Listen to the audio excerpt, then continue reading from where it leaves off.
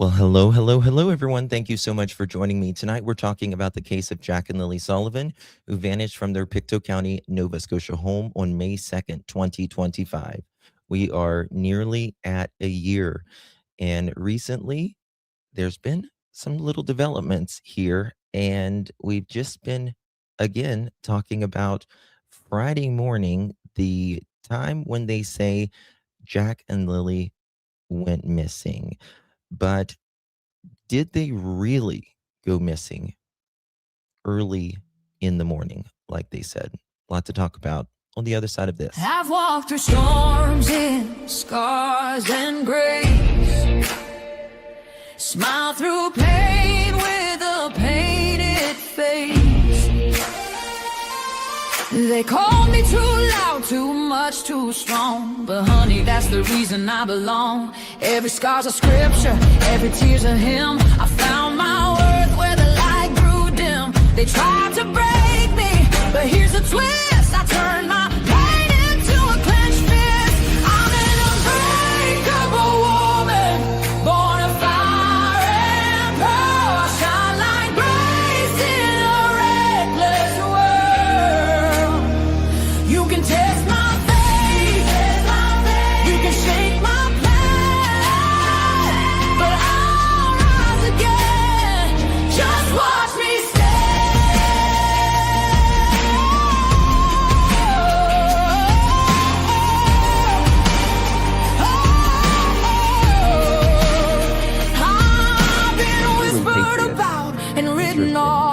judged by the gloss, not the cause. But God don't build weak hearts from gold. He made me fierce and he made me bold. I bend, I pray, I roar, I rise with mascara, tears and battle cries. Don't need your crown, I forge my own. From ashes, honey, I build my throne.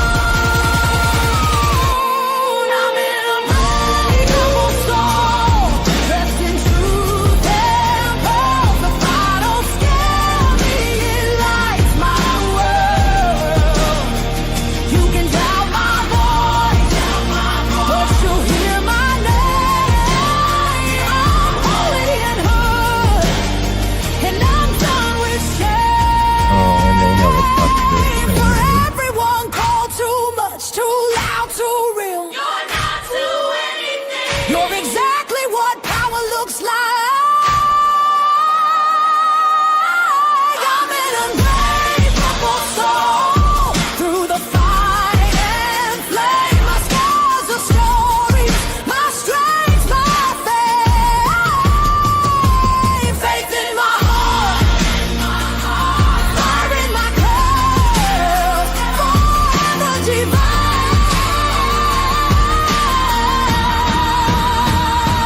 Clutch them pearls.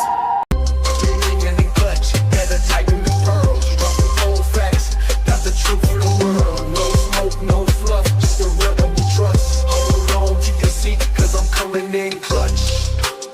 It's helicopter. Thank you, darling.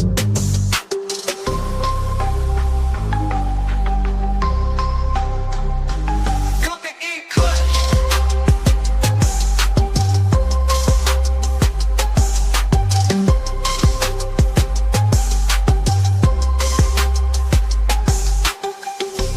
Coming in clutch, better tighten the pearls. Dropping cold facts, got the truth for the world. No smoke, no fluff, just the real that we trust. Hold on to your seat, cause I'm coming in clutch. Coming in clutch.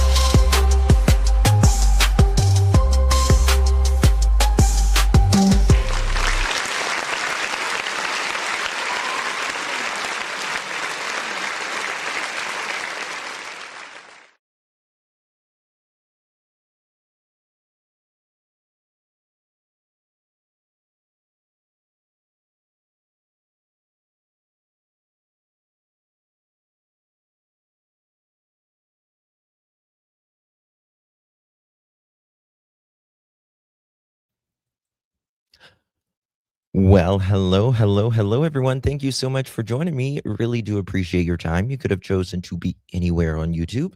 You have a lot of options anywhere on the internet, anywhere in the world. And you chose to be right here. I know your time is very valuable, and I do appreciate you spending some time with me. Today is April 6th, 2026. It is currently 8:39 p.m. on the East Coast of the United States.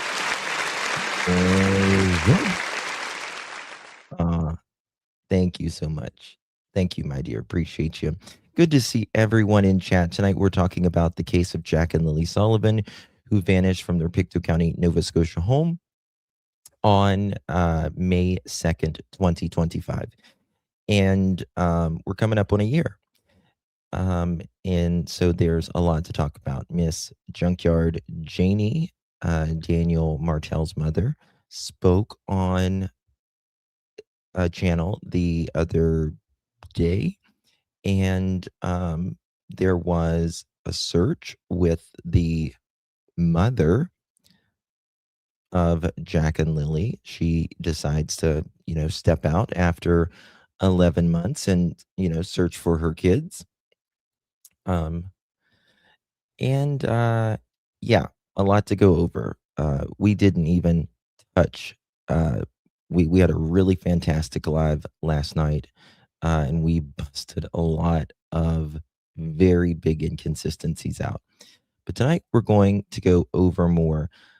I'm also going to try. I don't know if I'll be able to do it. A live on Nancy Guthrie case after this. I don't know. I was only so many hours in a day. And but if we'll see if you're on later tonight. So good to see everyone. If you would be so kind and please do me a big favor. Jack and Lilly are still missing, and there's not as many people speaking about Jack and Lilly right now. So if you would please hit that thumbs up button, that is, or double tap the screen and make sure that thumbs up highlights. That is a big way to keep their name out here. Also, sharing this live. Not everyone knows about Jack and Lilly, even today. That's doesn't matter where you are in the world, that would make a big difference. Also, hyping this live after the live stream. If you don't use it, you lose it. You get 3 hypes a week. They are absolutely free. And it's like a super thumbs up. And it really helps push the video out farther. Yeah, it really helps the algorithm.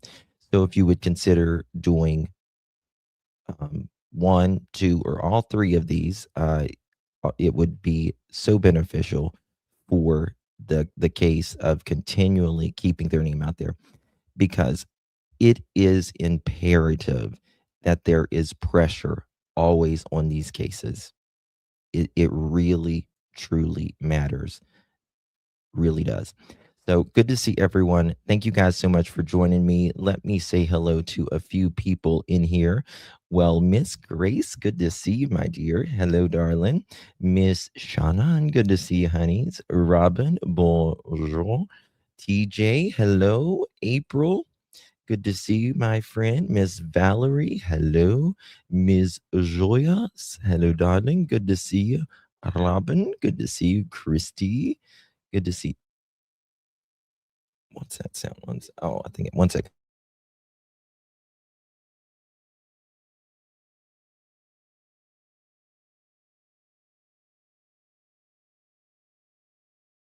Good to see you, my dear. And Summer Breeze, Angel Kiss, Carol. Thank you so much for sharing that out. Appreciate you. Good to see you, dear. Teresa, hello. Isabel, good to see you. I think Malaya is stepping out looking for them because of all the criticism against her. I think she's doing it that it might help her later if there would be any charges on her. Well, because you could say, not really looking for your kids. and not really speaking up for your kids. How would that look potentially with a juror? You never know, right? Hello, Chicken Whisperer. Good to see you, Miss Eureka. Christy, April. Hello, dear. Hey, Brian. Good to see you, my friend. Hello, hello, hello. Wendy, good to see you. This can't go cold. No, which I don't think it will. I don't think it will. I do think that the RCMP is working really hard on this, but I do think in the beginning there was some missteps. I missed last night's live. You really want to probably watch that one, Autumn. It was a very, very good live, and I caught some things that shredded Janie's story, Daniel's and Malaya's. One thing that they've all three said. So you might want to look at that. Good to see you. Patriot Girl mentioned a minute ago inconsistencies with her blood work in docs. Am I missing something, Patriot Girl? Let me know, please, if you are still in here. Hello, darling. You received that pearl necklace. Please make sure you give our helicopter gal a big, big thank you. Do you think she's doing it to try to look? Tina, I think it might help her later if there would be charges against her. That's my opinion. I started watching it. I won't finish watching it.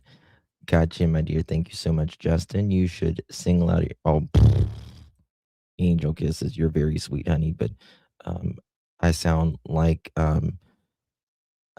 two cats breeding on a hot tin roof singing. Girl, you're very kind. Okay. All right. So let's get down to it.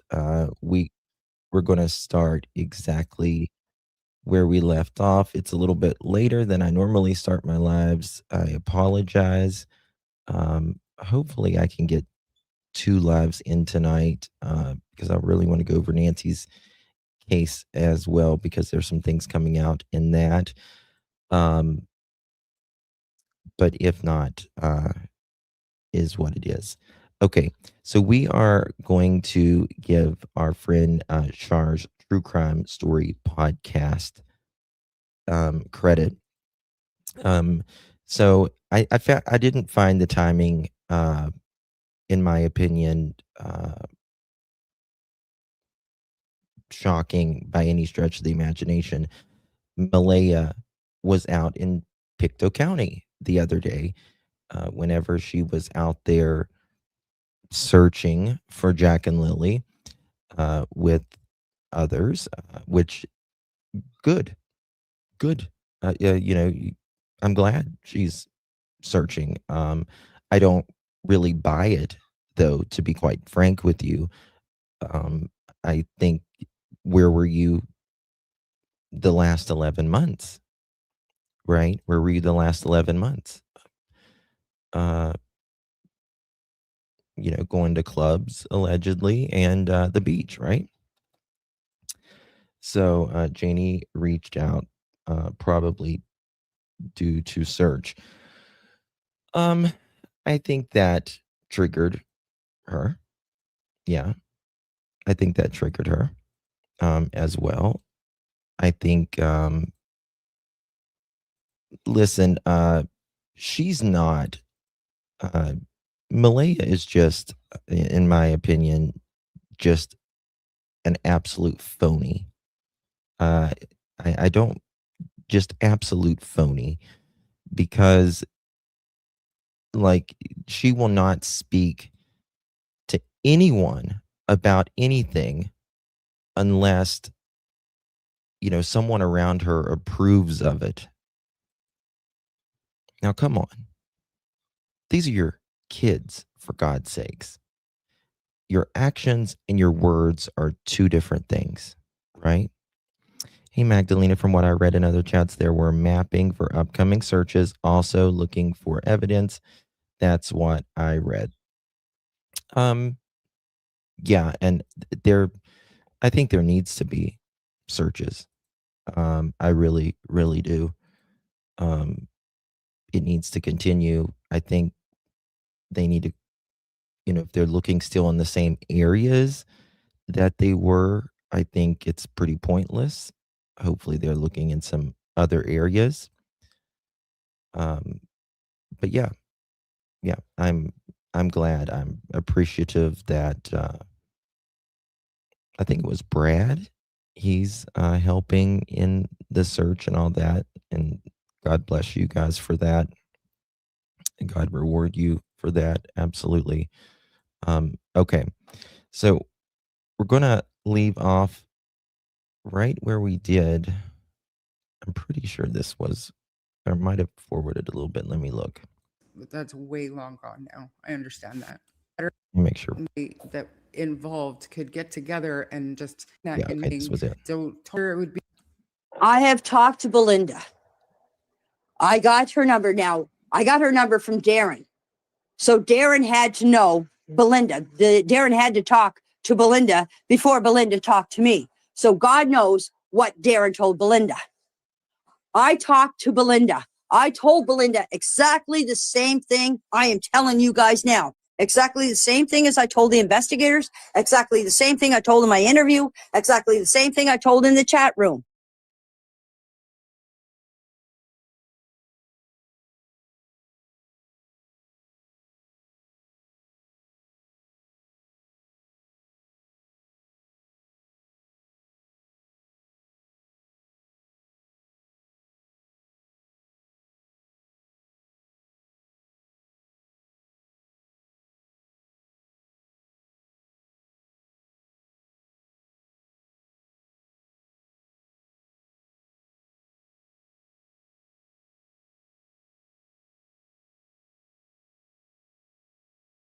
I'm so sorry, guys. I was,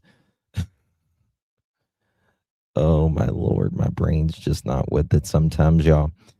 I've been working overtime lately, so I apologize.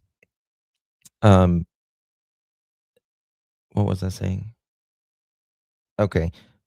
I was talking about, I think Jack and Lily's is very close to home.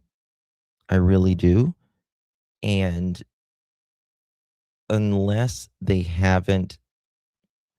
were moved, which it's rare someone move them. It's rare. Does it happen? Yes. Does it happen? Yes. But I can't describe to you even how small they would be if they were found. Right? Same thing in Summer Wells's case. We're talking when they were looking for Summer Wells, she was 5 years old. We were talking a laptop size. Talking about a laptop size. Right? And it would be easier to find a laptop in the woods or in nature, generally if it's like silver or something like that. It's incredible. With all of like the land around there. But I do think very, very close, Jack and Lily is. Thank you, Summer Breeze. Appreciate you, my dear. Thank you so much. Thank you, baby. Good to see you. Even though Daniel has his hellish issues, I totally believe that Malay is worse than he. Really, Isabel. I'm not really here to say that, we all have our opinions. I don't know who's worse or whatever. The only people I really try to judge, if you will, is people that just they don't take care of their kids. They neglect their kids. They're abusive. They're people who hurt animals, elderly. Like those people, I can't stand. But I think they're both equally horrible in their own right. Hey, April, good to see you. Thank you so much, Summer Breeze. Appreciate you very, very much. Good to see you, my love. Angel kisses. Hey, darling. Thank you so much. Appreciate you. Much love to you, my dear. Angel kisses. Thank you, babies. Appreciate you. Good to see you, honey. April, justice for Jack and Lily. Thank you so much, Miss April. Appreciate you, my dear. Really, really do appreciate you. Thank you so much for your support. You guys mean so much. Really, thank you, love. And thank you for guys being members as well. I do not trust anyone. I'm so tired of the BS. All of you, and I mean all of you involved with the neglect, abuse, and everything else that has happened. Shame on you. Shame on all of you. And I was really fired up yesterday, and I'll probably be fired up here and again in just a second with when I hear Janie. Just the absolute lies. Sad. I get emotional. Just lies about Jack and Lily, who didn't do anything. They're just kids living their life. You know, we're all trying to survive. It doesn't matter if you're 4 or 6, 30, 50, 70, or 100. Everyone's trying to survive. I get that. But don't make it harder. Life is difficult enough. Don't make it harder on yourself. Don't make it harder on your kids, your loved ones, all of that, right? Time is slipping away. We only get so many trips around the sun. Don't waste it. Don't waste it. I think, in my opinion, Daniel couldn't contain himself that night, and I think he lost it. And I think that's part was because of the relationship ending. I think a lot of it was rug fueled and all of that. You know, there are things that can trigger all of us, but don't waste it. I mean, truly, only so many trips around the sun. If you get 50 or not 50, 75 trips around the sun, that's an average life, you know, and it's hard enough. She asked me what kind of dog I had. I told her I had a Heinz 57, a mixed mutt. You can go on CBC on the interview that I did and see the dog. I still have the dog today. Now, if Maybe she listen can't to this see, part. that's the only Remember, she's dog repeating it. that I have. Okay. Well, I'm sorry, Belinda, but there is no other dog here. You can get Cheryl. I'll tell you what, you get somebody in this chat or whoever to ask Cheryl, since Okay, now we listened to this part. Hold on, let me fast forward it a little bit. they put it into 8 minutes. Oh, no. Okay. It was right here where we left off. Apologize. If you find the kids or you know where the kids are, will you please? Okay. Where they were, and they were on the reservation on Flight Man and everything. But you know, looks can be deceiving, because when you meet someone, they could be really nice to you, and then when they find out what they want, they turn around and stab you in the back. And he started talking about what he thought the case and the stories that he told us. You would be unbelievable. But he mostly eventually got them out there where he said he knew, he was 100% sure that he knew where the kids were, and they were on the reservation, and they were here and there and everywhere. Okay. Yeah, she's absolutely right about that. Durwood did say that. But you know who else said that, Janie? Your son. Do you know all? Does she even realize? I know she does, because she watches. all of us. She knows that Daniel has said so many things about where the kids were or weren't, or where they 100% weren't, or where he would visit Malaya in prison with Meadow, or whether Malaya's stepsister did it or Malaya's mother did it. Now, come on, Janie. Oh, thank you so much, Miss Michelle. That's very kind of you. I appreciate it. Thank you so much, my dear. Thank you very much. That was very kind. I appreciate you, Miss Michelle. Thank you so much for your support, my dear. Good to see you. Very, very much, my dear. Janie has selective hearing, in my opinion. Janie, she has no even neutral criticism for Daniel. It's pretty interesting. I understand he's your child, but I don't get this part. Okay. He gave us a lot of hope. Lot of hope. Listen, how does Durwood, oh, thank you, Miss Michelle. How does Durwood give Janie and Daniel a lot of hope? Right? Hold on. What is Joe asking? What's Joe asking?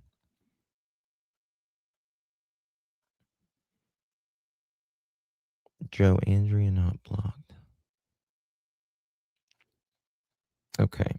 I can't see, but yeah, it is deflection. It absolutely is green eyes. But how does Durwood give you hope? You guys were the ones, and it's just been so weird for me because they said, Janie said, once I met with Durwood before it all made sense. And that's never made sense to me because Janie, you were there the morning Jack and Lily vanished, even though I don't believe it happened that morning. I want to do a poll on that. Do you think something happened to Jack and Lily after 6 a.m. on Friday? Yes. After? No. Before? No. Between? We'll say 8 Saturday and 5 a.m. Sun. Unsure. Okay. So let me know what you guys think in chat. If you type in 1, do you believe something happened to Jack and Lily after 6 a.m. on Friday? That is the morning that they called that they weren't going to be at school that morning. Or do you think something happened between, we'll just say 8 p.m. I messed that completely up. Hold on. I just realized that. 1 second. I don't know why I put Saturday and Sunday. I meant Thursday and Friday. I apologize. Do I fix that? Okay. Between Friday, you guys probably know what I meant though. Thursday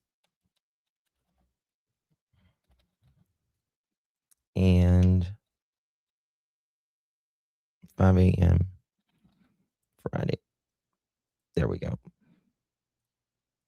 Okay, now you guys can comment on it right there. I think something happened between just after they got home later in that evening, in my opinion. I don't think they went missing then at all. You know what I mean?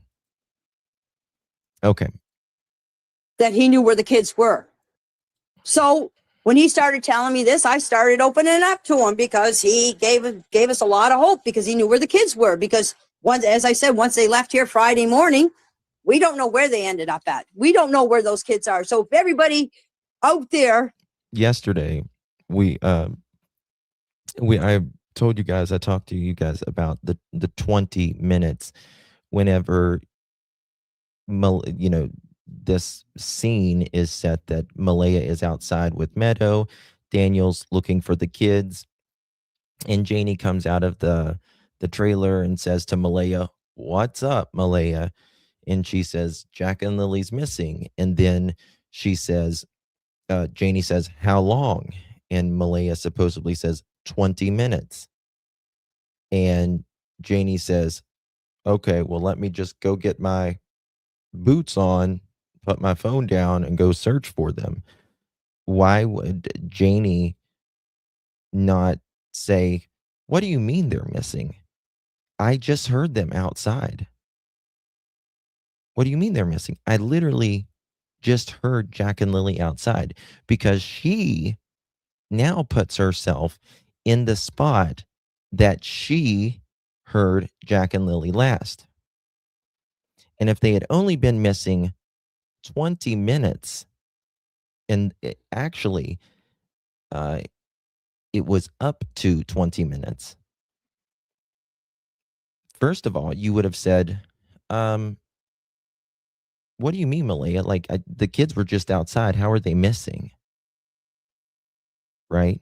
Just like Daniel and Malaya would have went to the trailer and checked to see if the kids were either in the trailer, right, or under the trailer, but they would have knocked on Janie's door.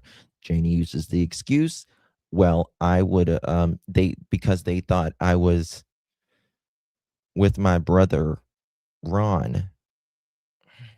And no, that's not why. And regardless, whether they thought you were with Ron or not, they would have checked that trailer regardless.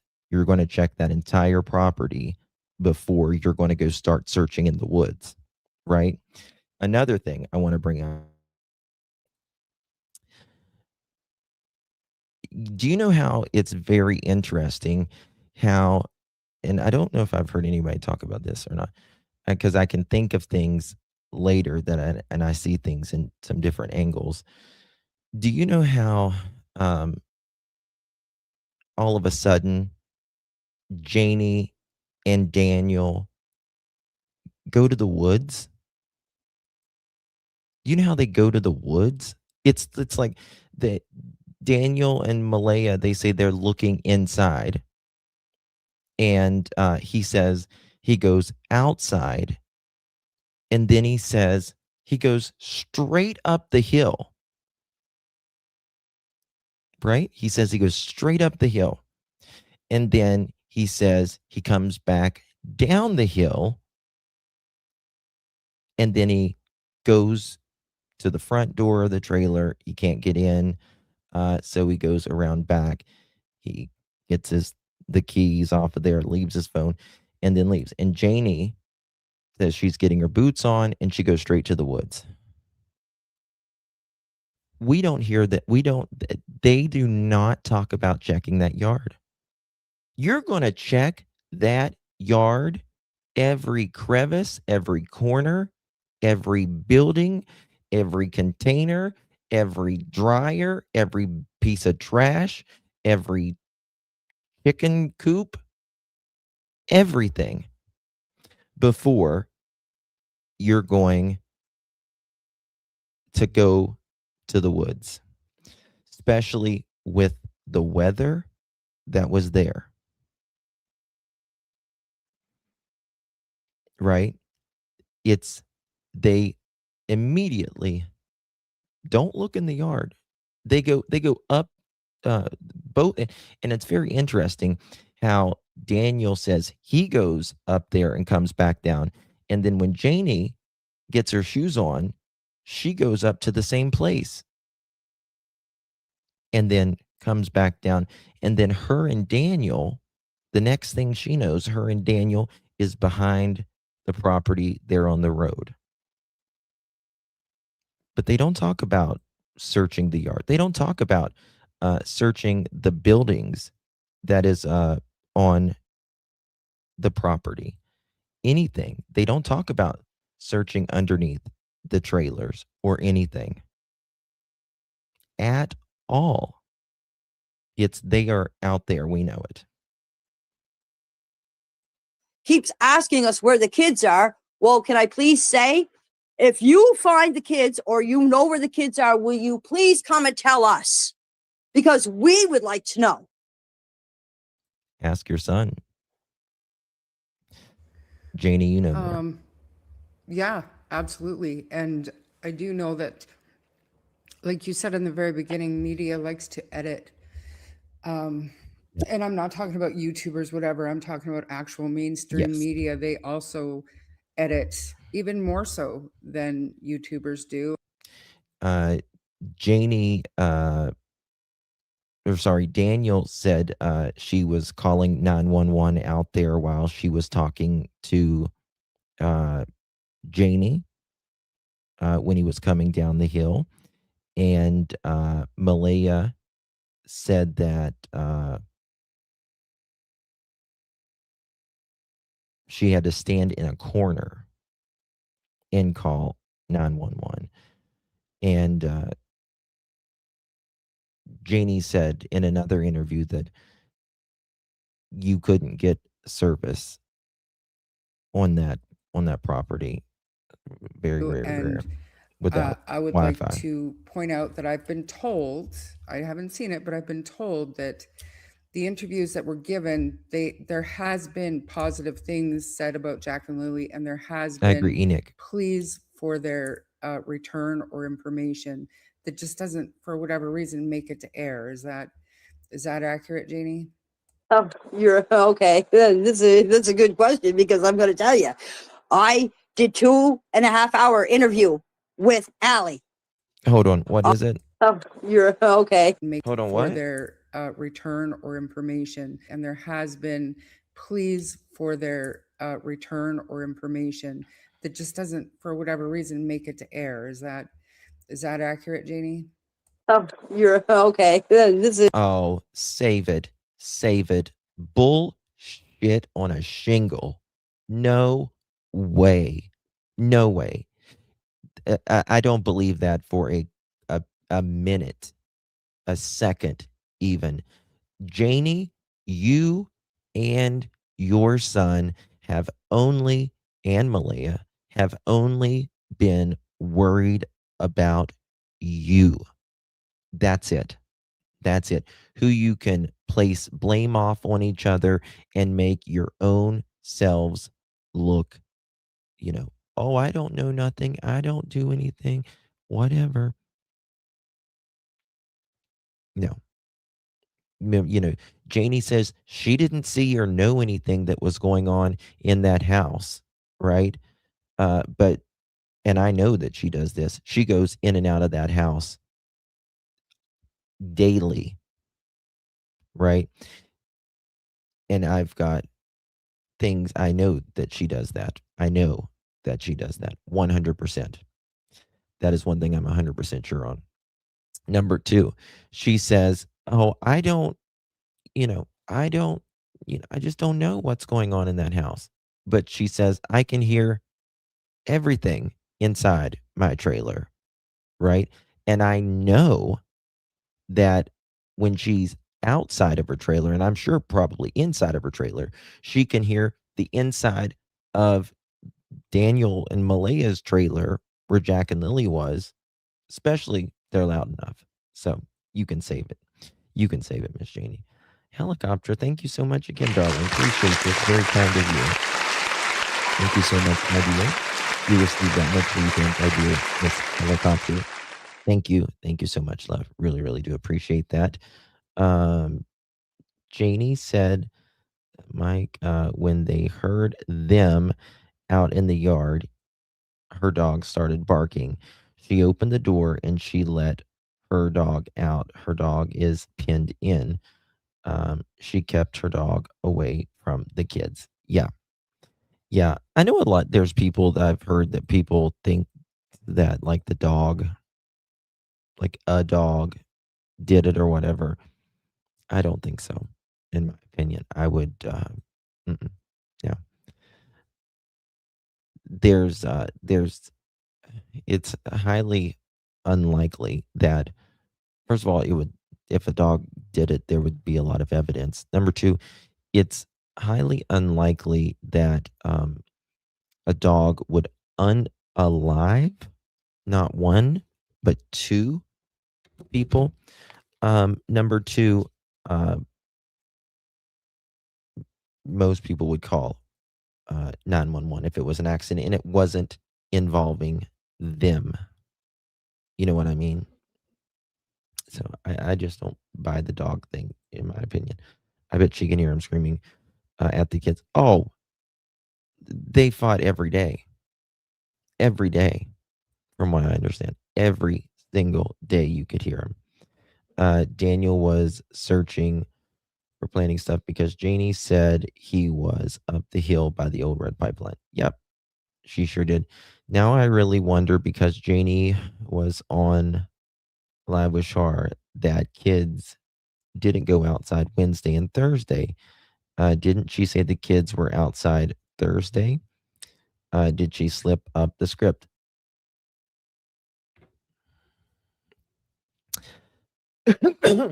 You know, this is my thing, Magdalena.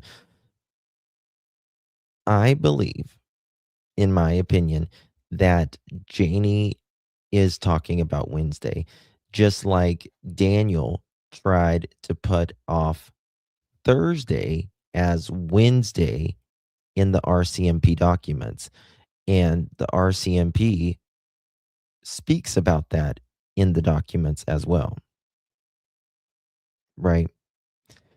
And he says, we think Daniel's confused about those days. Now, how could you be confused about what happened last night? Right? If it's Friday morning, right, and the police are there by 10:30 in the morning, you're going to quickly tell them, they're going to quickly interview you. You're definitely going to interview you that day about the last 24 hours. And how can you not remember last night? You're lying for a reason. It's that simple. That's a good question, because I'm going to tell you, I did 2.5-hour interview with Allie. We sat here, we talked for 2.5 hours. They gave me 8 minutes. 8 minutes. And she called me and she gave me the show before it was aired. And I told her, I said, you left out the most important part. I wanted you to show where my brother had called me. And she goes, oh, we didn't put that in, but I can edit it in. I said, yes. I said, edit it in, because that was what this here was You didn't show that morning all about. call. Where my brother called me. So she. And there's a big problem. Don't forget, there's a great big problem with where her brother called her at 10:19, because we were, again, if you watched last night's live, I was showing you guys that the 911 call went in at 10:01.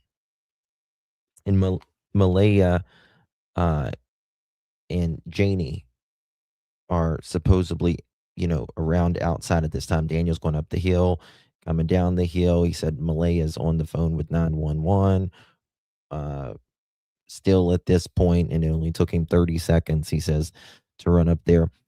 Well, Janie says she goes in, gets dressed, puts her shoes and gets her coat on and all that, goes and searches up the hill, then sees Daniel back behind the pipeline, says, Daniel asked, do you want to go with me? She said, no, I'm going to look here. So she searched that entire area back there. She said she didn't take her phone when she went. Well, Police are there at 10:25 or 10:22 that morning. Her brother calls at 10:19. There's no way she could have, standing in front of Malaya, told the kids were missing, go get dressed and do all of that, go up there, have this conversation, speak to Daniel or whatever, and go search that entire area. Wouldn't have worked. There's no way. She couldn't have gotten dressed and all that in that amount of time. It wouldn't have worked.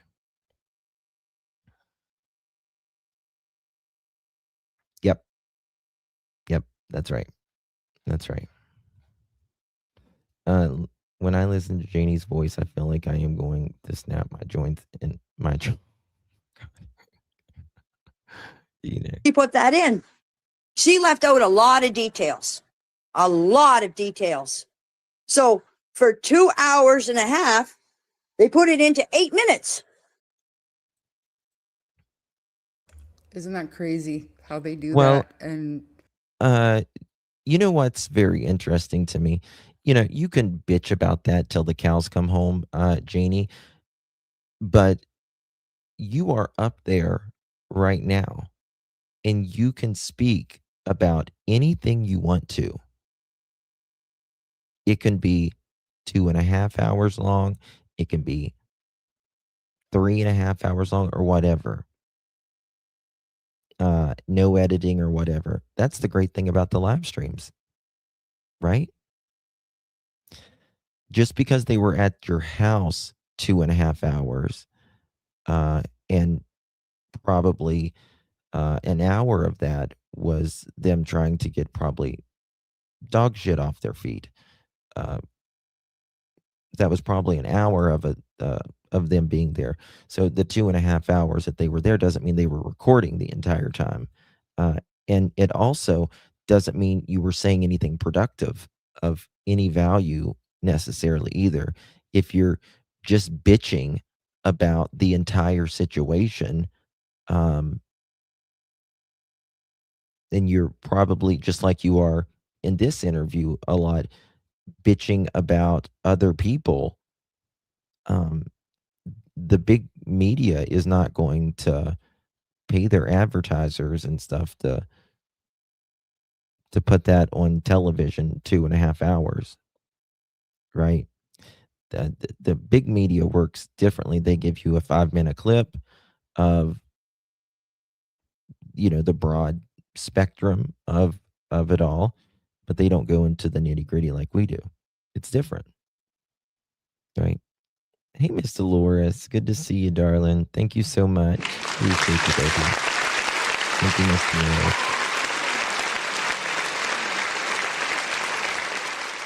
Thank you so much, my love. Really do appreciate you, Miss Dolores. Good to see you. The smell of bleach makes me nauseous instantly. That and floral perfumes. Oh, Cassie. Really? I love bleach and floral perfume.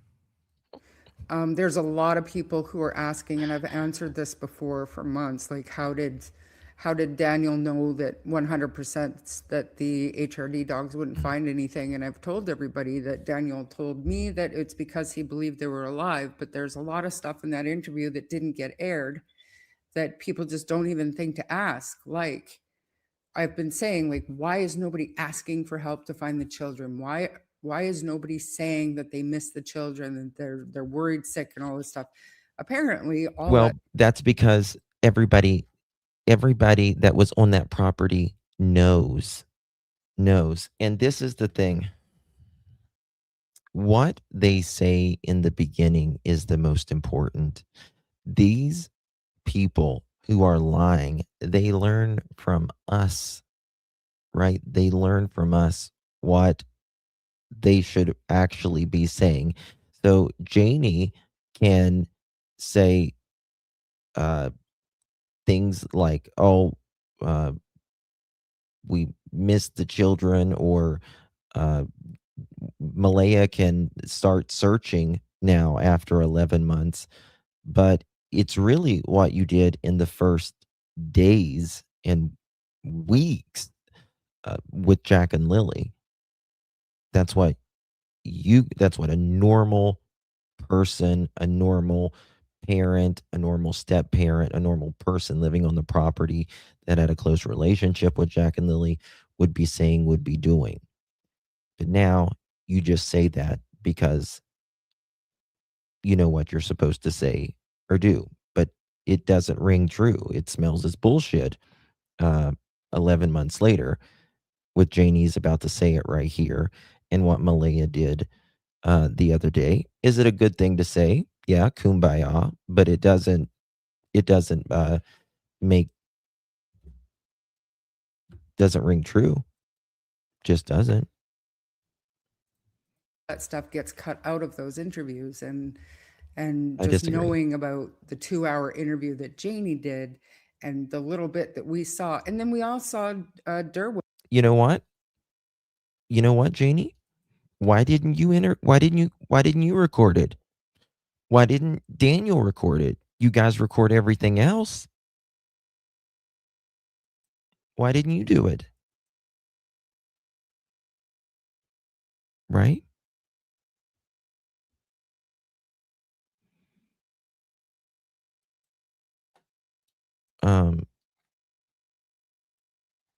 Question. Woods too. He got what, 30 seconds of airtime? So we know that they edit a lot out. Like, I pleaded. I don't know. I was so disgusted. I don't know. I watched it, but some people said there was more stuff after that. I don't know now if I asked Malaya to please come out and tell us what happened that morning. Now, everybody says there was 3 people on this property. Yes, it was true. 3 people. Me, Daniel, and Malaya. Okay? Now, I went on to Shenanigans tonight, and they were saying that they believe Malaya had nothing to do with this. Well, she was part of this. So if she had nothing to do with this, how did I have anything to do with this? No, I agree with Janie there. But this is where I push back with if you believe Daniel or if you believe Malaya. How do you think one of them doesn't, particularly Daniel and Malaya, has anything not to do with it when they both, and this is very important, at 6:15 a.m.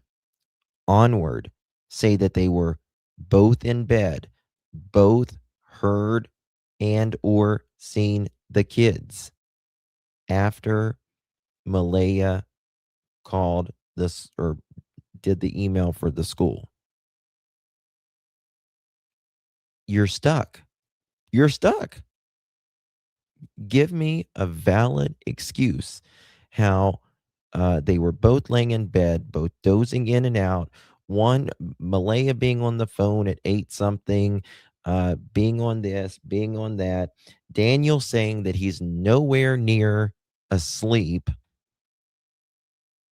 Can't get their story straight. Doesn't make sense. Their entire timeline is screwed. Tell me how one of them could be involved and the other one not. They are in this boat together. They're in this boat together. Right?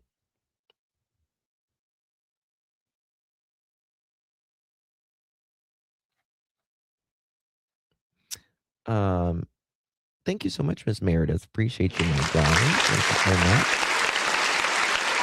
Really, really do appreciate you. You're welcome, Miss Meredith. Really, really do appreciate you, my dear. And Miss Dolores, thank you. I appreciate you for gifting that pearl necklace. You received that pearl necklace. Make sure you thank our dear Dolores. Good to see you. Hello, Seaman. Good to see you. I don't believe either Daniel or Malaya. They both are sick in the head, and that has always been my point, Autumn. Right? That has always been my point. I don't believe either one of them. And truthfully, how does anybody, like, if you truly go by what they say and about what happened that morning and their actions and Daniel's lies, there's no way under God's green earth that you can't see that they are both in this.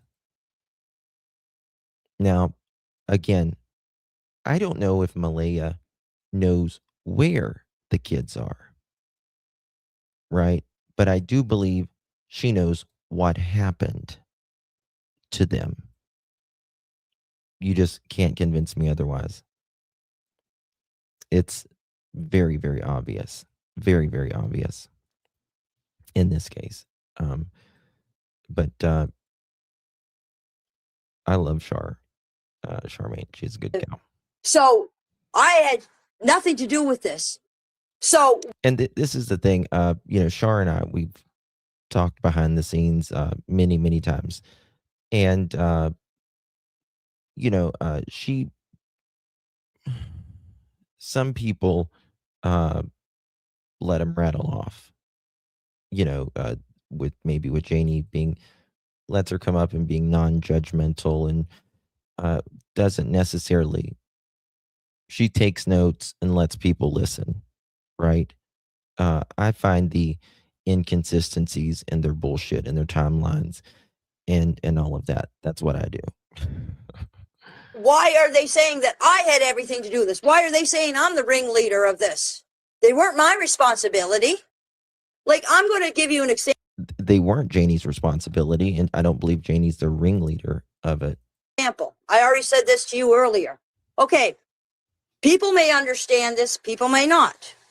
But say if you're living in an apartment building and there's four people that live in that apartment building. There's four apartments in that building. And I live across from someone that has a child. Mm-hmm. And that child is outside playing in the hallway. Mm-hmm. And that child disappeared. Am I responsible for that child because that child disappeared? Because I was the last one to hear it? It's the same property. Well, no, you wouldn't be. You wouldn't be. But the time you talk to your brother and the time you say you're standing next to Malaya with the timings and all of that, and the way two neighbors hear Daniel's car or Daniel's vehicle that night, two neighbors, you're a lot closer to Daniel's you're on the property. You're just a few feet away from the other trailer. Janie, your dog barks at everything. Come on. You have to know something was off that night at the very minimum. You had to. And look at Friday morning. There's no way you could have been standing by Malaya at 10:19 and done all that search. There's just no way. I prove it. Same building. Night. Am I responsible for that child if it disappeared? Could you please answer me that question? I would say no, and I know that we. But you know something, and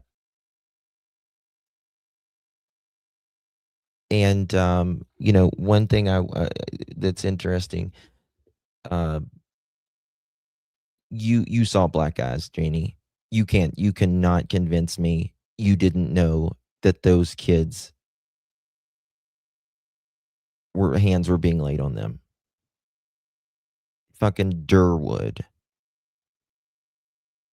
said Patty said that their hands were being laid on them. And I do believe that's one thing I do believe Durwood on. Not a lot, but that's one thing I do believe him. Now, Malaya has lied on and off about that. She said Daniel didn't put his hands on Jack or Lily. I believe she was on that because of CPS, in my opinion. And she didn't want to get in trouble either. But she also said Daniel picked on the kids. But Daniel's kids, his other two kids, said that Daniel was mean to Jack and Lily. Kids don't get bruises all the time. Charmaine in here? Hey, Charmaine, if you're in here.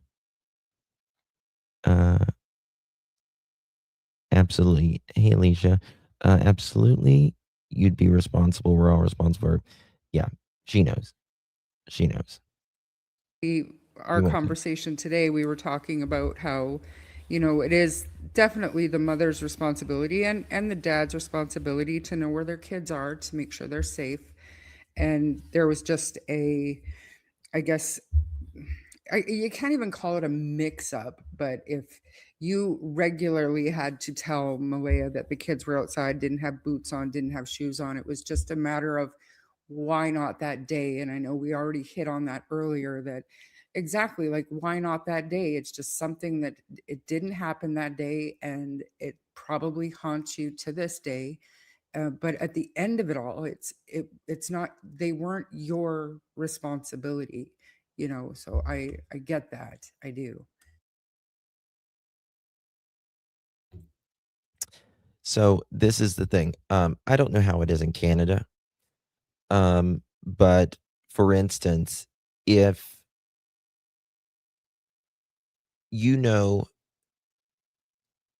someone is, if you're driving in a car, and you unalive someone, you go to jail. If you know someone is about ready to go do something, you go to jail. You can go to jail. Not you will, but you can go to jail. If they're about to harm themselves and you say or do nothing, you can get in trouble, right? Now, I don't think Janie she wasn't responsible for Jack and Lily.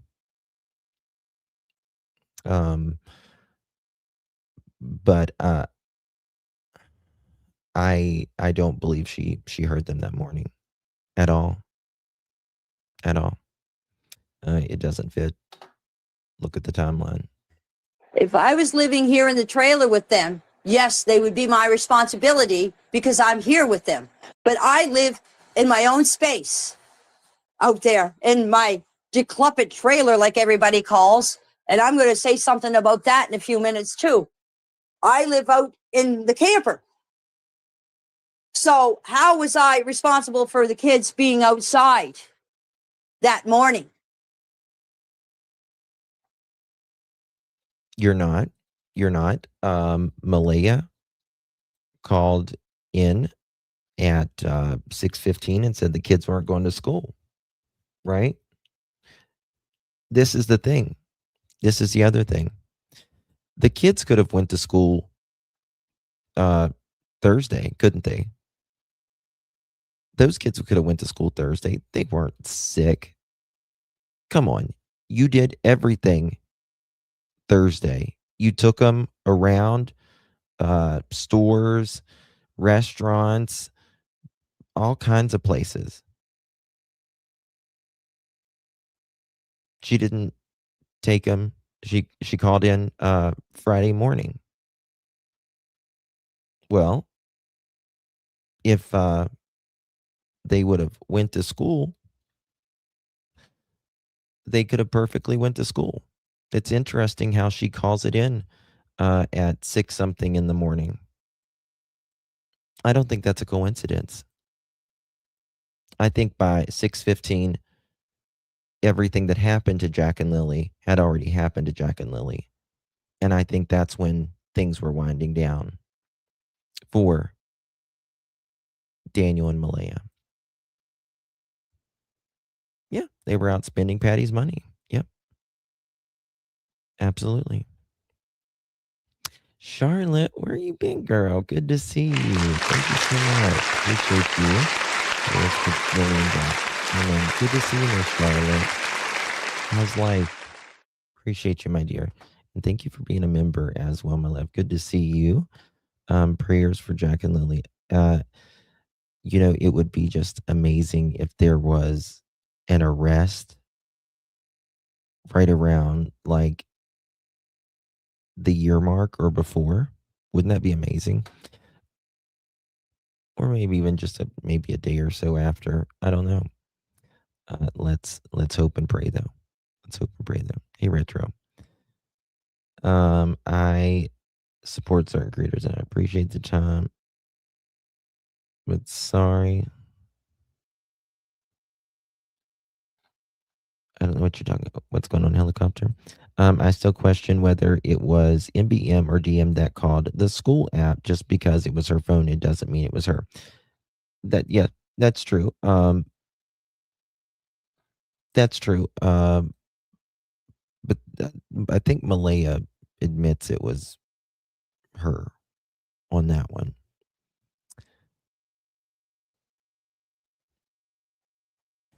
Okay. Yeah, I mean, I understand where the questions come from, but hearing it from you, I understand your side of it as well. I get it. Now I'm going to say something. I lived in that camper ever since Daniel and Malaya lived in this trailer. Now, people are saying that the kids were neglected, they were abused, and all this other stuff. Well, can I please say something? I gave up my home for Daniel, Malaya, Jack, and Lily, and my unborn grandchild. Okay? I chose to live in that trailer so I could give them a home, so they wouldn't be out in the street. No. First of all, it's not like they were homeless, Janie. And second of all, Daniel's a grown-ass man who can get all these women pregnant or whatever and screw around and spend a substantial amount of money on his rugs. So they had an electric bill with you and a internet bill. They didn't pay you a dime of rent, which, again, I think Daniel and Justin should be absolutely ashamed the way they treat Janie. Making their mother live in that place. But that's just me. He's a grown-ass man. Take care. You want a relationship and you have kids, get your ass to work. Go pay a fucking deposit or a house payment like the rest of us. I mean, come on. That's called life. I've been working overtime. That's why I've been late every freaking day, right? My transmission went out. I told you guys that. It happens. That's life. You get your ass to work. He's too busy going around smoking the crackola all day long. He's loving that one day a week because he's getting his money, he's getting his unemployment. Get your ass to work. That was my choice, nobody else's. I don't care what anybody else says. I run my own life. I chose to live out there, and that's what I did. Now, I'm going to bring up some other YouTubers, and I don't care what they say. They can say whatever they want about me. Okay. What is with... Okay. Now, I have not listened to all of this interview, but I will say I am very upset. Janie did not mention me here, right up here. I am very upset. I figured she had more disdain for me, but I don't know. The night is young. My dog's name is not Fluffy. My dog's name is Tucker. Tucker. Tucker. If you don't hear it, maybe you'll know what it spells. Okay. I know, fishing, I guess. What charm? Oh, hey, what was it? I was mortified? What about what? What was you mortified about? What was you mortified about? AB saying Hey, that I Magdalene. live in an old rundown shack. The clothes I wear, what I do, has nothing to do with Jack and Lilly. That is my life, my personal life. Nothing to do with Jack and Lilly. No, The way I choose to live is my. you know something. Ultimately, I think Jack and Lily are the victims of what Daniel and Malaya put those kids through. Whether that is the rugs that was in the home, the abuse, and the lack of money because of the rugs, which affects everything, right? Their nutrition, their way of life, no coats, clothes, at times having the proper for the season or whatever. Now, with Janie, and all that, I think she is an enabler to Daniel. I understand it's your son and all that, but I think she would probably have a lot more. And you don't know someone's financial situation or how they, so I'm not trying to be harsh in that area because you don't know her income or anything. But I would imagine Janie would have a hell of a lot more if Daniel hadn't sucked her and everyone dry around there. So that's an enabler Business. versus Jack and Lily being a victim. Nobody else's. If I want to live in a cardboard box, I'll live in a cardboard box. So, AB, the only thing I got to say to you is, I don't live with my mommy. Okay? I don't. Who was that in the background? That didn't sound like Daniel. That didn't sound like Daniel. But you know who does live with his mommy? You know who does live with his mommy? Janie? Right there. Right there. He can't get off mommy's titty. Can he? Grown ass man. Don't pay his mother any rent, anything. Why is she always yelling? I don't know, but I can't. No fucking wonder the woman couldn't take a lie detector test. She wasn't, her physiology didn't match. No wonder. Can you imagine Janie? She's always talking like this. Always just fucking yelling. Like I said, she would be great to do ASMR bedtime stories. Once upon a time, there was Mother Goose. Come here, grandkids. Once upon a time, Mother Goose was here. That's your mama, right? She went to the store to get a 6-pack of Bud Light, some dog treats, and maybe you a cup of candy. Okay. That's I don't know how she's always I mean, she sounds like she's in the WCW or something like that. Hey, B, good to see you. She sounds like she's in wrestling or whatever the wrestling things are. I remember WCW when I was little. So I don't know what it is now, but I will live in the basement of my mummy's. I get out and made a life for myself. I don't depend on my mummy. Okay? So and Janie, before you are just one to you go and sweep my doorstep, you look at your life. Okay? Here's another thing. I am really Janie, you can't rake your doorstep. Oh my God. Guys, I forgot. Dang it, I forgot. I've got to play something to you guys here in a minute. My goodness gracious. We're going to have intermission in a second because I've got to play you something. really pissed off with AB, the way he puts down handicapped people, saying he wants to take Kent. Okay, listen. I have known AB for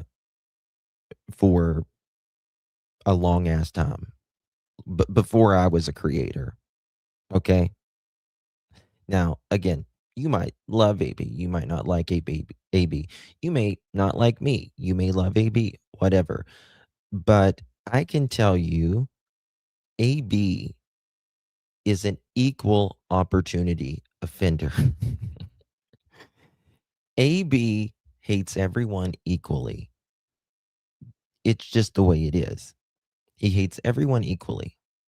Okay. And Janie, for you to say that AB does that to like handicapped people, you apparently don't know his situation. I do. I know a lot. I mean, I know more than you, certainly, because you wouldn't begin to say that if you actually knew his situation. That's all I'll say on that. It's not for me to say, but if you knew, so you can just scratch right off right there, by the way. You look really dumb on that one, Janie. And push him down a hill and videotape him. That is very disrespectful to handicapped people.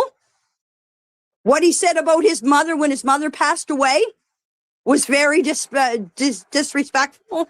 I'm glad you're listening. You got to Janie. remember, AB, you have a handicapped child, too. Okay. So what are you saying about your handicap? Listen, this is the thing. I mean, this is,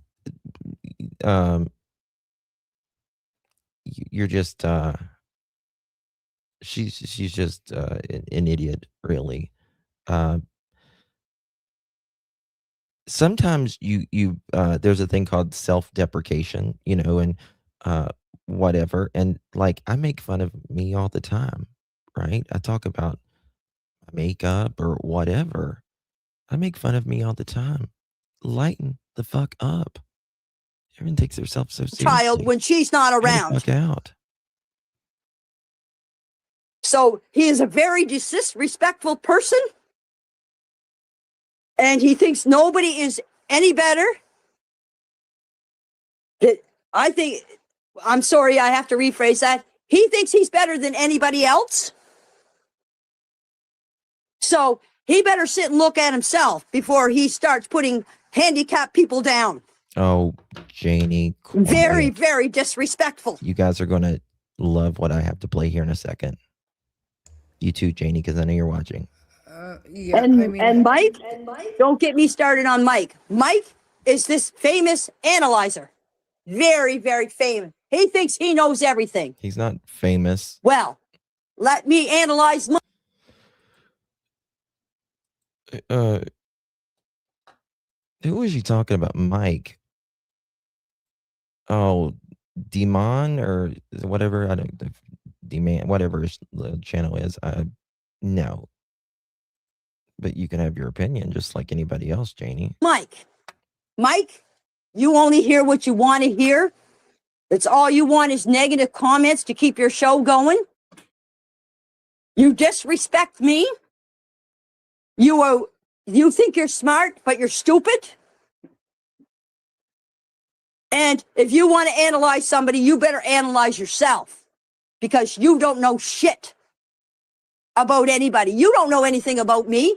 You don't know about my personality. Damn, Janie is triggered. Hold on, guys. I'm getting this thing ready for you guys. You don't know what I'm like. My interview, yes, I was mad. I was very mad because I was getting accused of being a child killer. Who wouldn't be mad? Who wouldn't be pissed off? If these people would sit down that are on their typewriters, on their phones or whatever, instead of typing, why don't they listen? Janie, we haven't had typewriters since what, the 70s? I don't know. 90s. Listen for a change. Listen to what people are saying. Don't take and say, You must have your head so far up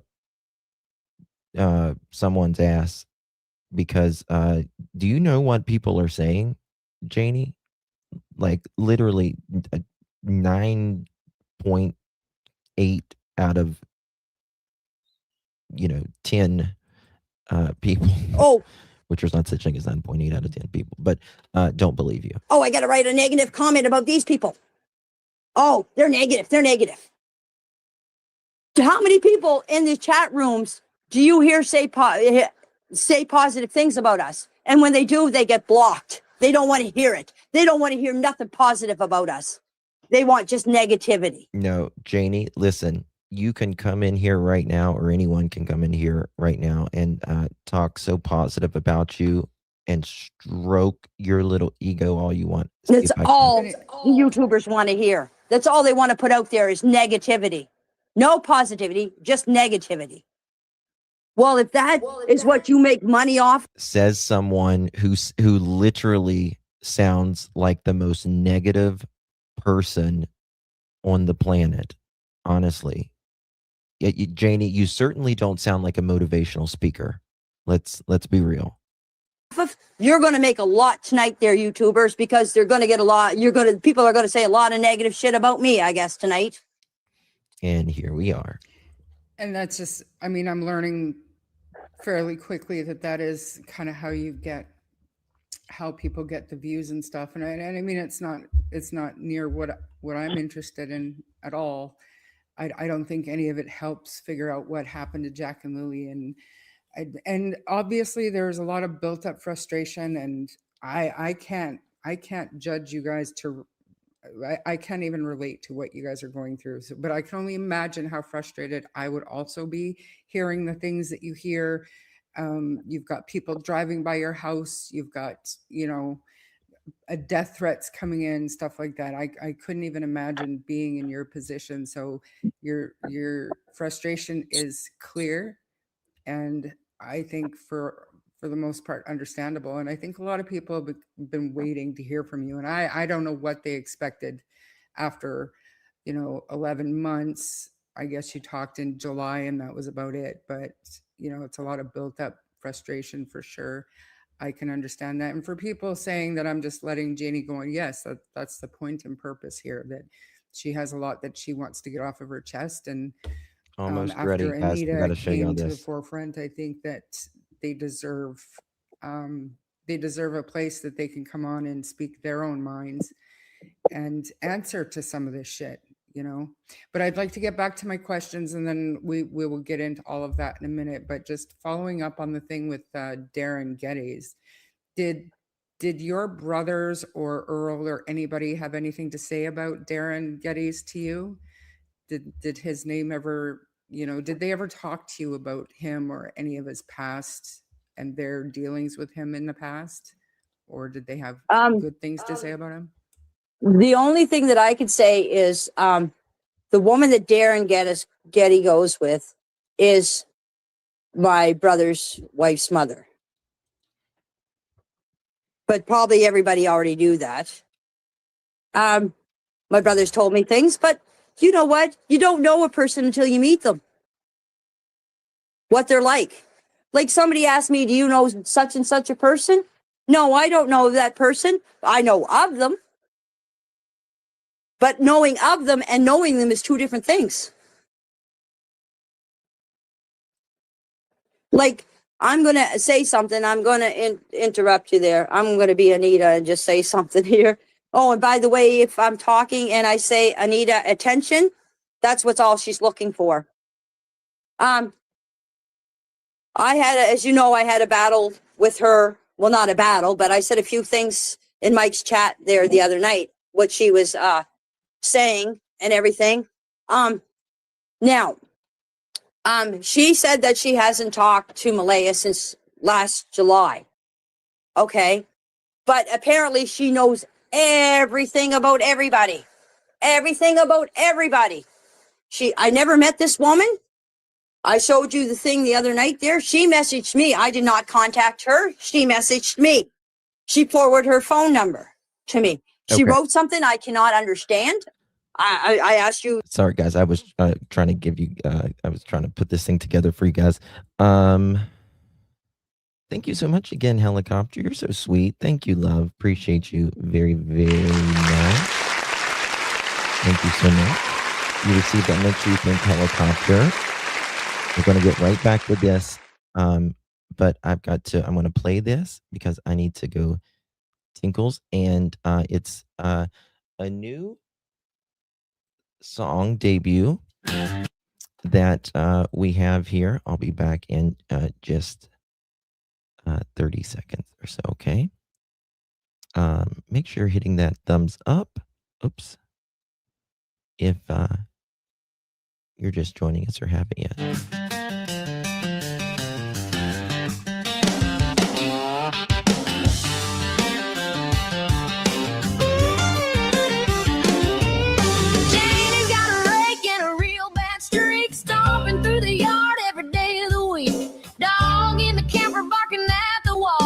Whole little county, hear the whole mess squall. Janie's got a rake, Janie's got a rage, mad at the sun and mad at her age. Talk so loud like the truth might shake, but all she's really got is that old damn rake. She said she put a pool up, said it with pride, sold that store far and wide, but the back lot's empty, weeds waist high, that tail fell dead and dry. Dog in the camper raising cane, tin roof rattling in the rain, curtain twitching, boots on dirt. Everybody knows that yard does work.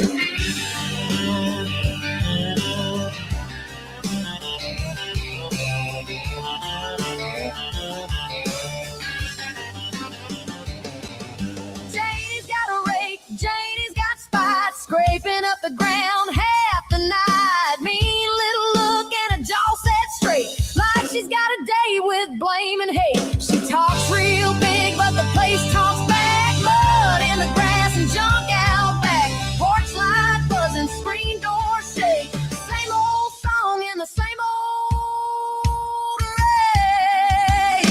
Janie's got a rake and a worn out life, throws it around every time folks cry. Claims go up, but the truth don't stay. It blows right off by the light of day. Janie's got a rake that much tracks, more nerve than proof and more bark than facts. Whole town watching while the windows shake. There she goes again. Janie's got a rake.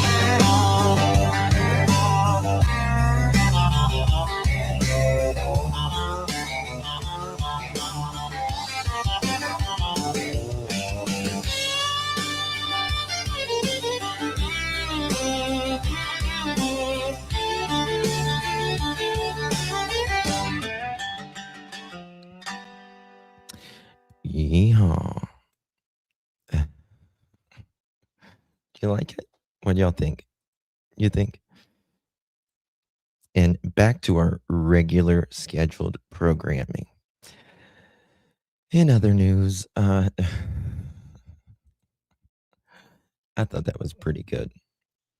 So I will make that available to whoever wants it, including you, Miss Janie.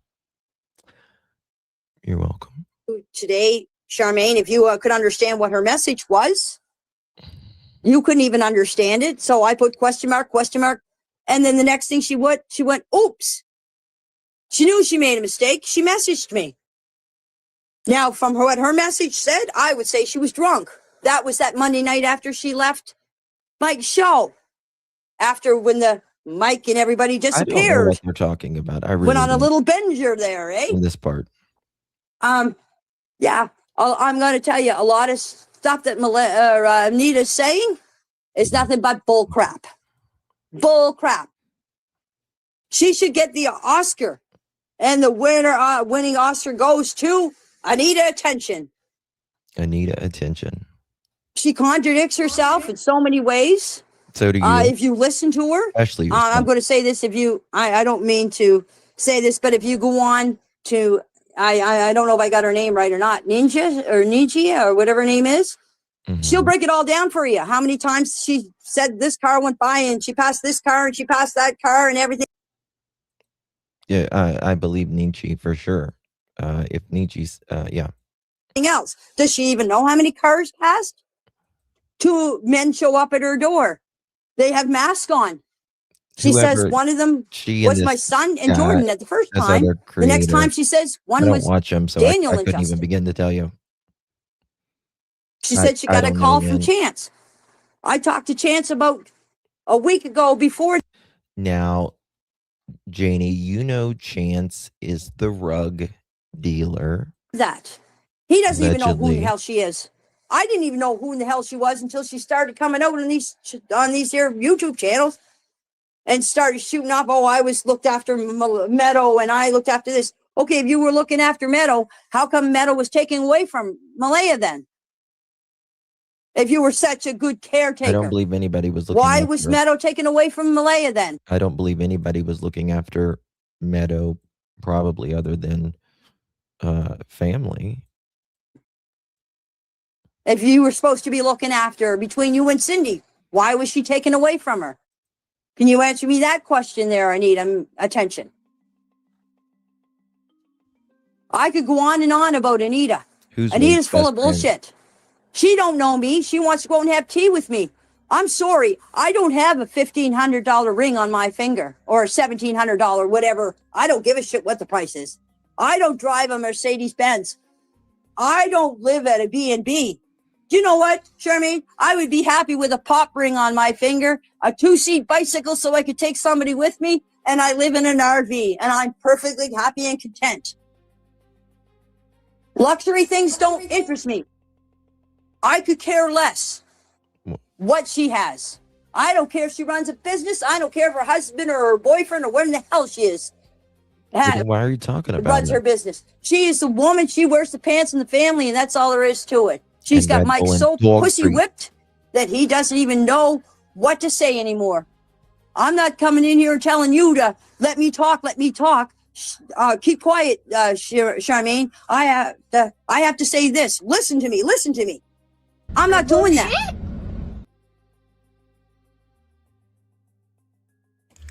I don't know. You're not wrong, Janie. None of it. Okay, 1 second here. Who is he? These questions. Still to this day, you've still never heard his name. Then he's obviously not related. Like, what do you want me to do, Anita? Go and slap Jordan or go and slap Chance's hands for being a bad boy? Why don't you start with your son? So how about that, Janie? How about start with him?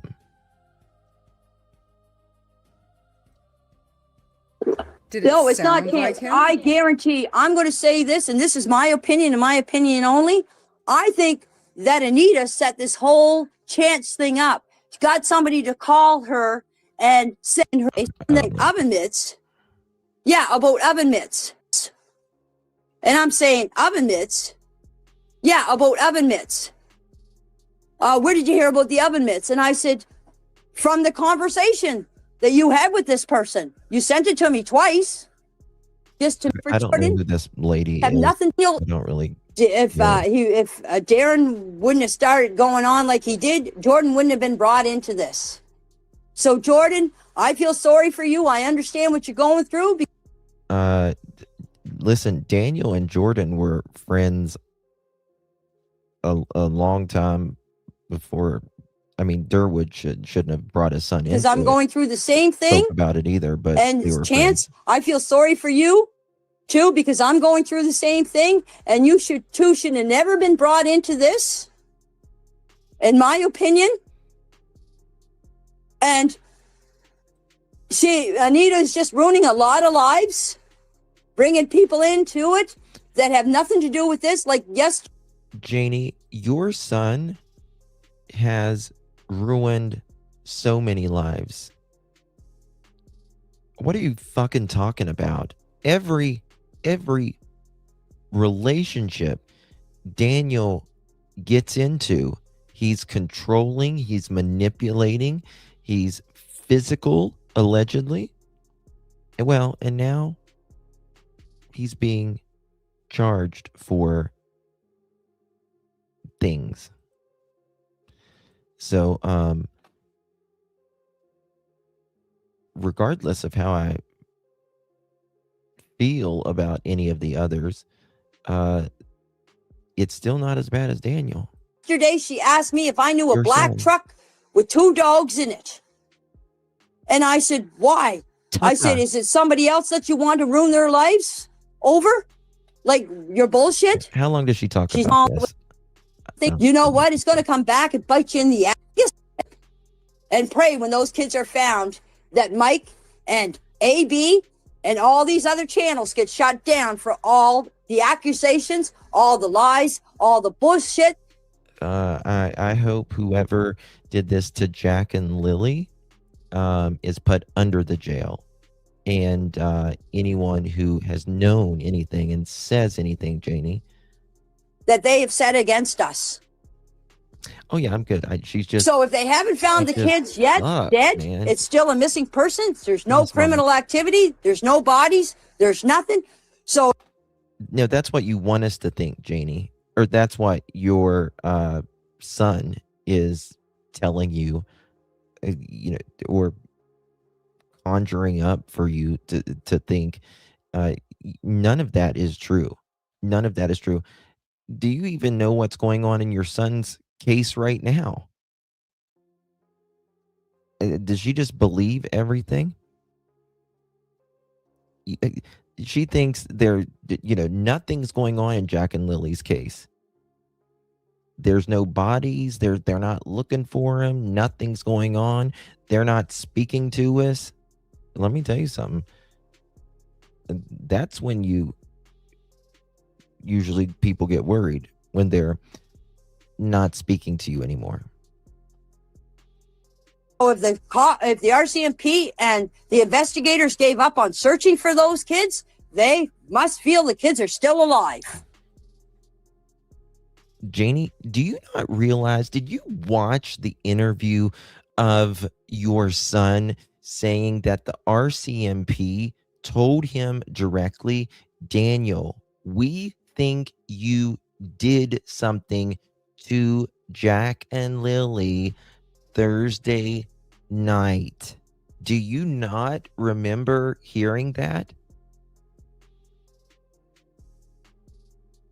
So I don't know if you think the RCMP is going to drop a 4 and a 6-year-old's case and just not talk about it anymore and think that there's just nothing going on. But you have lost your mind, lady. What have you conjured up in your head to make you believe this BS? I mean, the fumes of Daniel's pipe has to be getting to you by now for you to believe that. I'm stumped on that one, guys.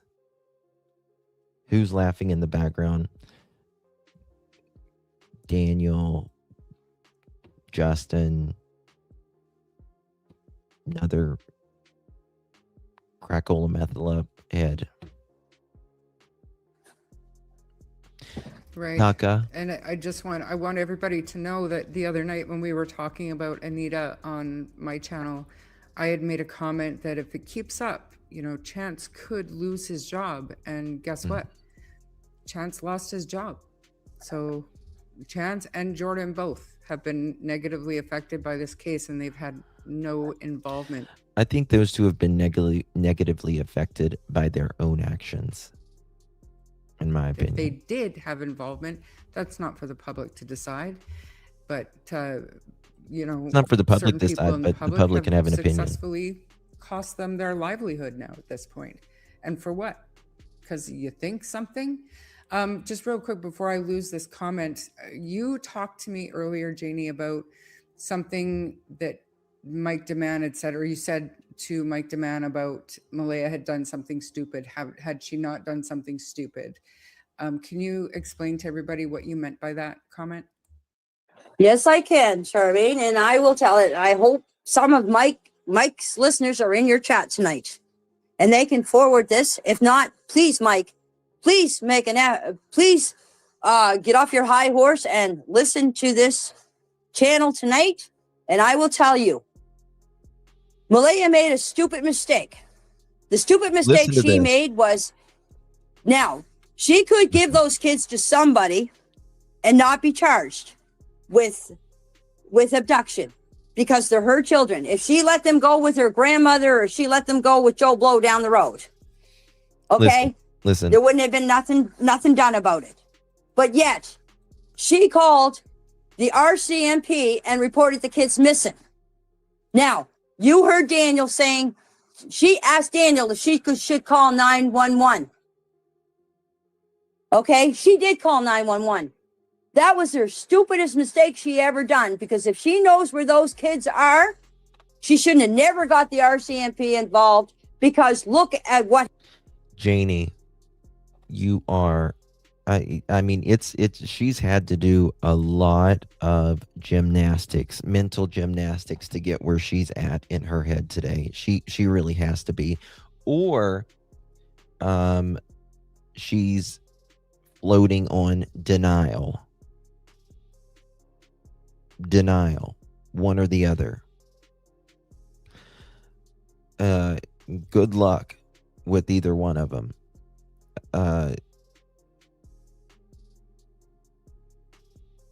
Janie, are you essentially saying she shouldn't have called 911 and none of this would have happened?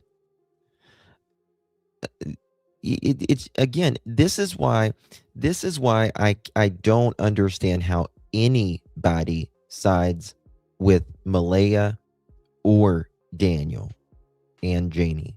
I don't get it, how they'd side with one or the other, because they essentially have the same alibi of laying in bed together that morning, seeing, hearing the kids, all of that. Janie sees them last. Or sorry, hears them last. I apologize. She says she hears them last. And yet doesn't question, just minutes after she hears them, where they're gone, or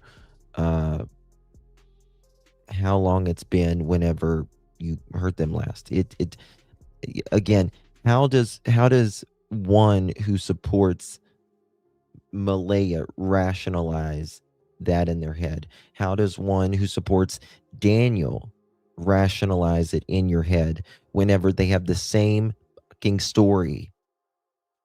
They are both lying out their ass. Now remember, it was Durwood that said Malaya passed the children off to someone. How would he know? Well, I've got Daniel speaking about that too. I can show you some text messages as well. It's they don't want, when he says someone came up, the dog was barking and someone came up to the the house and the dog barked and the person might have said, shh. What happened now? Now she's so far into it, she don't know how to get out of it. I think It's all you're she had to say. If she gave those kids to somebody, she could have. yeah, and all Daniel has to say is, if he knows, which there's not a doubt. In my opinion, there's not a doubt in my mind that both of them don't know. Say it and get it over with, right? That's what you're telling Malaya to do. Well, say that to your son as well, and you got to know a little bit more as well. Said they went with so and so, and then there wouldn't have been none of this. She better sit down and take a good hard look about how many lives she has ruined by doing this. She ruined my life. She ruined Daniel's life. She ruined Chance's life. She ruined Jordan's life. She ruined Jack and Lily's life. She ruined Meadow's life. She ruined my other two grand. My God, it's amazing to me. Again, listen to this. Malaya did all of this? Malaya? Why don't you look at your son equally, if not more? It's amazing to me. Ruined. Children's lives. Like us grown-ups can deal with it, but I sit here every day wondering how Jack and Lily are dealing with this, how my other two grandchildren are dealing with. Are they getting bullied at school? Like, what's going through their minds hearing all this or going to hear all this? And I said this to the Mike on his channel when I was talking to him. I said, when the kids are older and see this, how is it going to affect their lives? Hearing their grandmother and their father and what happened. And you know what he says? You don't have to worry about Jack and Lily. They were gone May 1st. I agree with that.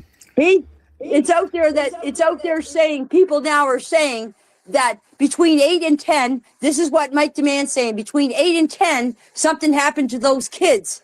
And when Daniel checked on them at 12 o'clock, they were deceased. I think it could be after 8, but I think it's probably closer 10 to 12, in my opinion. I think it was they were fighting that evening, all that. I think they wanted him to go to bed. They were bitching about money. They were fighting about that. They were fighting about their relationship. They wouldn't go to bed. And I think there was frustration and someone snapped. Okay, if he's saying this, well, if that's what he's saying, that they were deceased at 12 o'clock, how in the hell could the dog kill them then if they were deceased in bed? I don't believe it. Like, people are not thinking what they're saying. I don't think a dog. Like, he's saying 1 minute the dogs killed them, and the next minute they were found deceased in bed. And then Anita says, "Oh, I don't believe the either kids one are of still that, alive." in my opinion. And then she says, "No, they're dead. Chance killed them. Daniel killed them. Janie killed them." Which is it?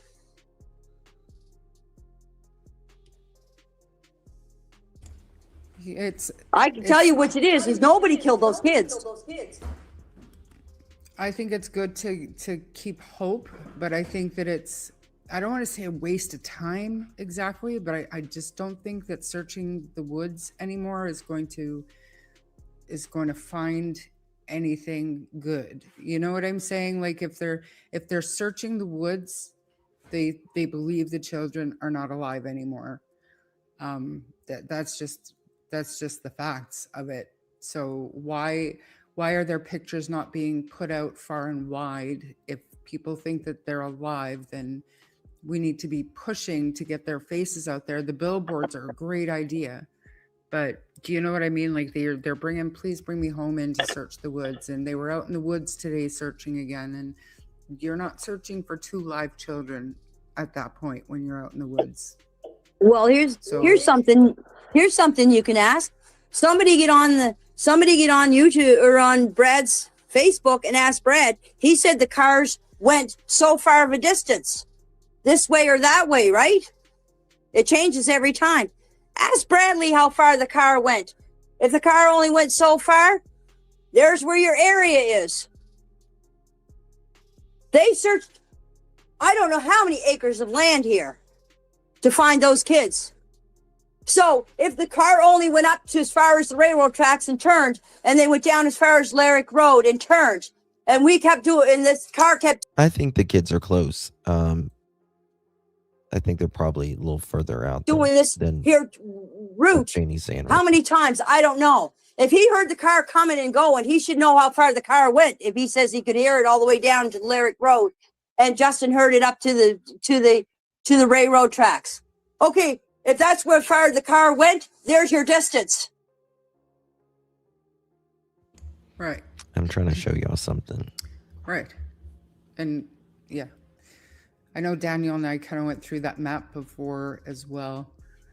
Just looking at the route, and it just, I don't know what to think about any of that stuff, but you guys would know because you're right there. You're in the area, you know, and nobody on Lansdowne, from my understanding, ever owned a Kia Rio. And there is a smaller black loud car, but we're not going to discuss who that. We're gonna come right back to this. I just want to show you something about how your son lies. Inconsistency, Janie. This is a text message coming from your son.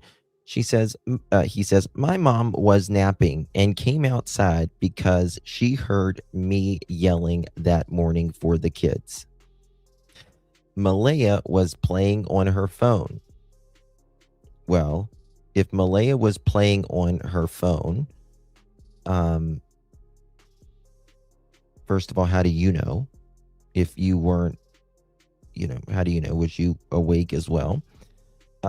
Second of all, she would know exactly as well whenever the kids went missing if she was just there playing on her phone, right?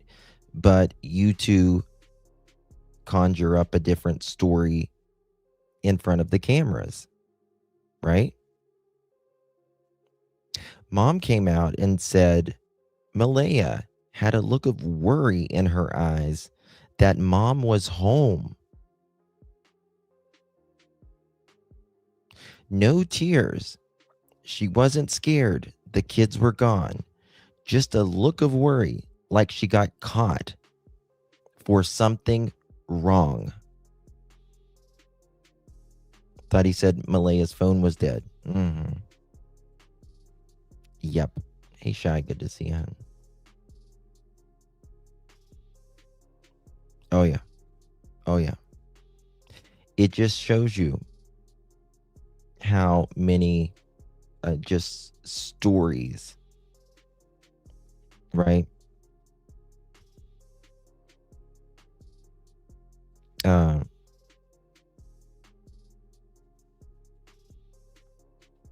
Just the absolute stories. She will go as long as she can, but this is your son, Janie, but will crack after her mental health is put to the test with exams.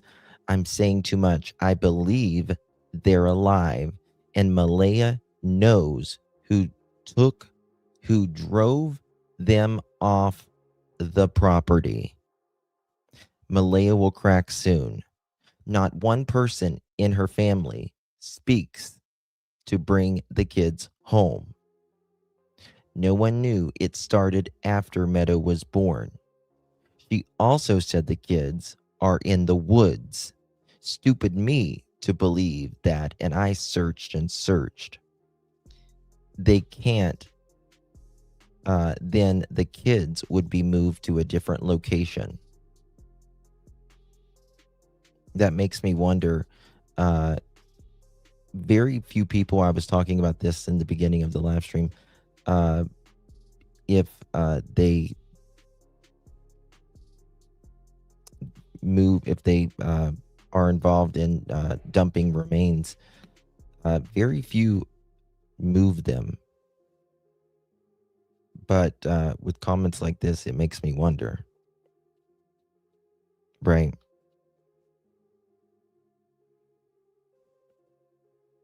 Motive is unclear, but by this, the looks of it is mounting, is trying to frame me of the accusations are mounting.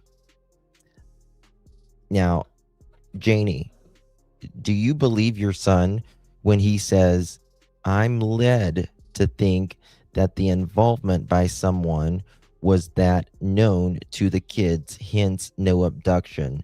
So, and relative RCMP also believes the same because the statement was released by them. I gave investigators every location I could come up with. Dogs cost between $50,000 and $75,000 to bring in. He says around 12 p.m., kids are sleeping. I think he means 12 a.m. A little while later, I go to bed. Malaya marks the kids absent at 6:17 and 6:18. That does the night before in the morning. 6:17 and 6:18. That does the night before in the morning. I was asleep when they were marked absent. You was asleep when they were marked absent. Interesting, Daniel.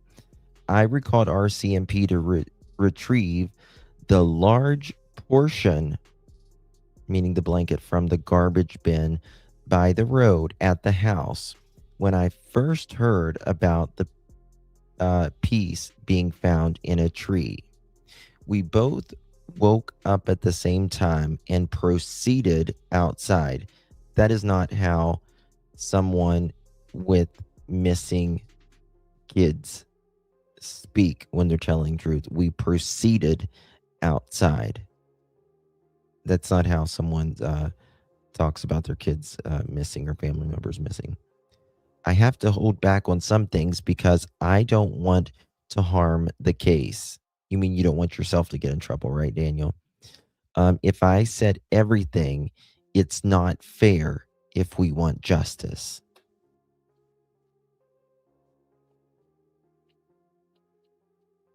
You're insane. Daniel says, I believe they're alive and Malaya knows who drove them off the property. Okay, I think I read that one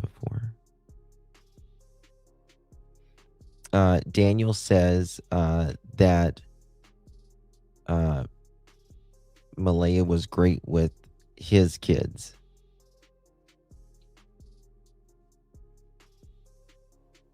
Let me see here. This one's interesting. Yeah, she wanted birth certificates, school pictures, and one stuffed animal of Jack and Lilly. No one good thing. She went on and on about trauma for the first year. Over and over, I had to say to her, stop it. Yes, it's not her hiding them. It's so interesting, Daniel says here, that it's not Malaya hiding them, but he says he'll visit her and Meadow in the prison as well. And this is where the reservation, reservation BS starts, where he's talking about him and Durwood. She doesn't have the mental foresight to understand the complex nature of what she was about to do. 2 missing kids, at the same time, 1 in a million. Can you believe him? In the school messenger app that used to report absence, both parents get an email after the kids checked out. So if Dan is on the kids' school docs emergencies, he would get an email too. Yeah. He says he didn't though. I think it was just Malaya's phone, from what I understand. He means what's the likelihood? What he's saying here is, what's the likelihood of two kids going missing at the same time? 1 in a million is basically what he's saying right there. She fell in love with Meadow, and Jack and Lily fell to the wayside.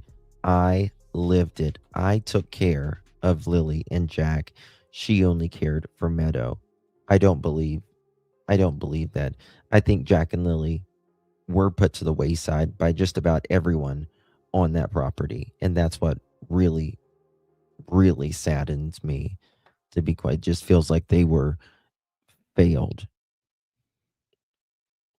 It's all done on an app. Yeah. Yeah. But you know something, Kiki, he may have actually gotten an email, because he got a text of an email. I don't know if someone sent it to him or if he got the email. Who will need to move on. Thank you, Charmaine. Of course, darling. Thank you so much. Is her lawyer family or criminal? We both have family lawyers. Court battle for Meadow.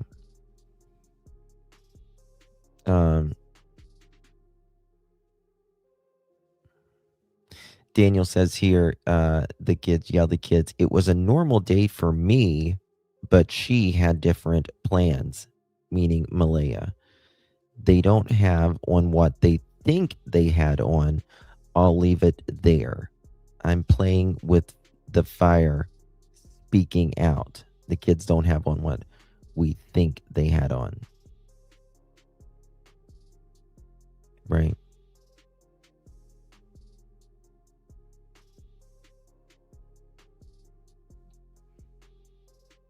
She doesn't want them, only Meadow. What? You know something? I just noticed something. Excuse me. What kind of what's his name? What's his name? I can't think of his name. Wade? I think his name's Wade. What did he say? What kind of vehicle, or kind of clothing was in Daniel's car?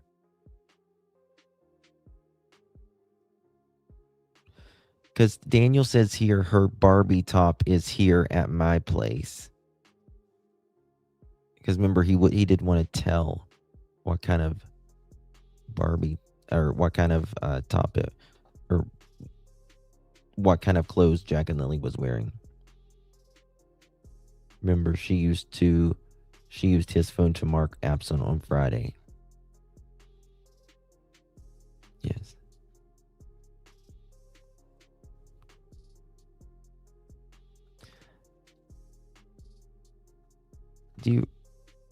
Was it a Barbie top? Didn't he say it was like a Barbie something? That makes me wonder now, because Daniel says right here, her Barbie top is here at my place. He said like a pink hoodie or something like that.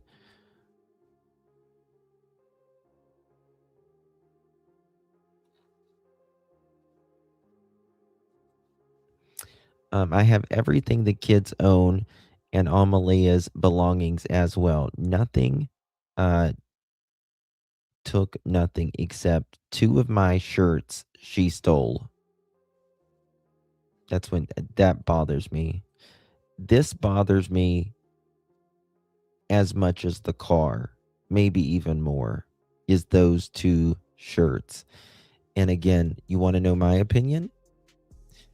Remember when Daniel said the RCMP was talking about the stoves? The stove inside his home? I think that's why they were talking about it, because of these shirts particularly. One dark navy blue and one white. Hey, Sharon. Yeah. In my opinion, some parents only like babies because they're always held and you don't have to chase them and keep them up and down. And they start walking and running around, in my opinion. Janie has a wash of spinner. She sure does. Justin, he also said he found the 2 missing shirts. Oh, yeah, but he didn't. He got rid of those mofos. He got rid of them quickly. One dark navy blue and one white. The clothes were switched out that morning by whom? Can you please tell us, Daniel, what you believe Lily and Jack were wearing? And then he's still talking about his shirts. I wore both during the search. Navy blue one first night and white one second day. Okay, that's wild. I can't tell you because it's part of their investigation on the clothes they wore. The kids. Yeah, the kids. It was a normal day for me, but she had different plans. They don't have on what they think they had on. I'll leave it there. I'm playing with speaking out. Oh, that was a photo of, this is the rug heroin, right? That's how little it takes to overdose a person. Fentanyl. This is how much it takes to just a few specks. And carfenol, it takes about 1 grain, 2 grains to overdose a person.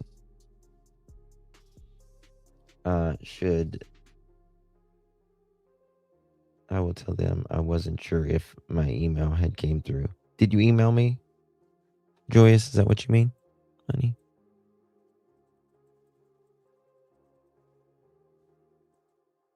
Oh, Andrea, if you can, I just got your email. If you can, I see what you meant. If you can email me or text me the link of your channel and I can check if you are blocked.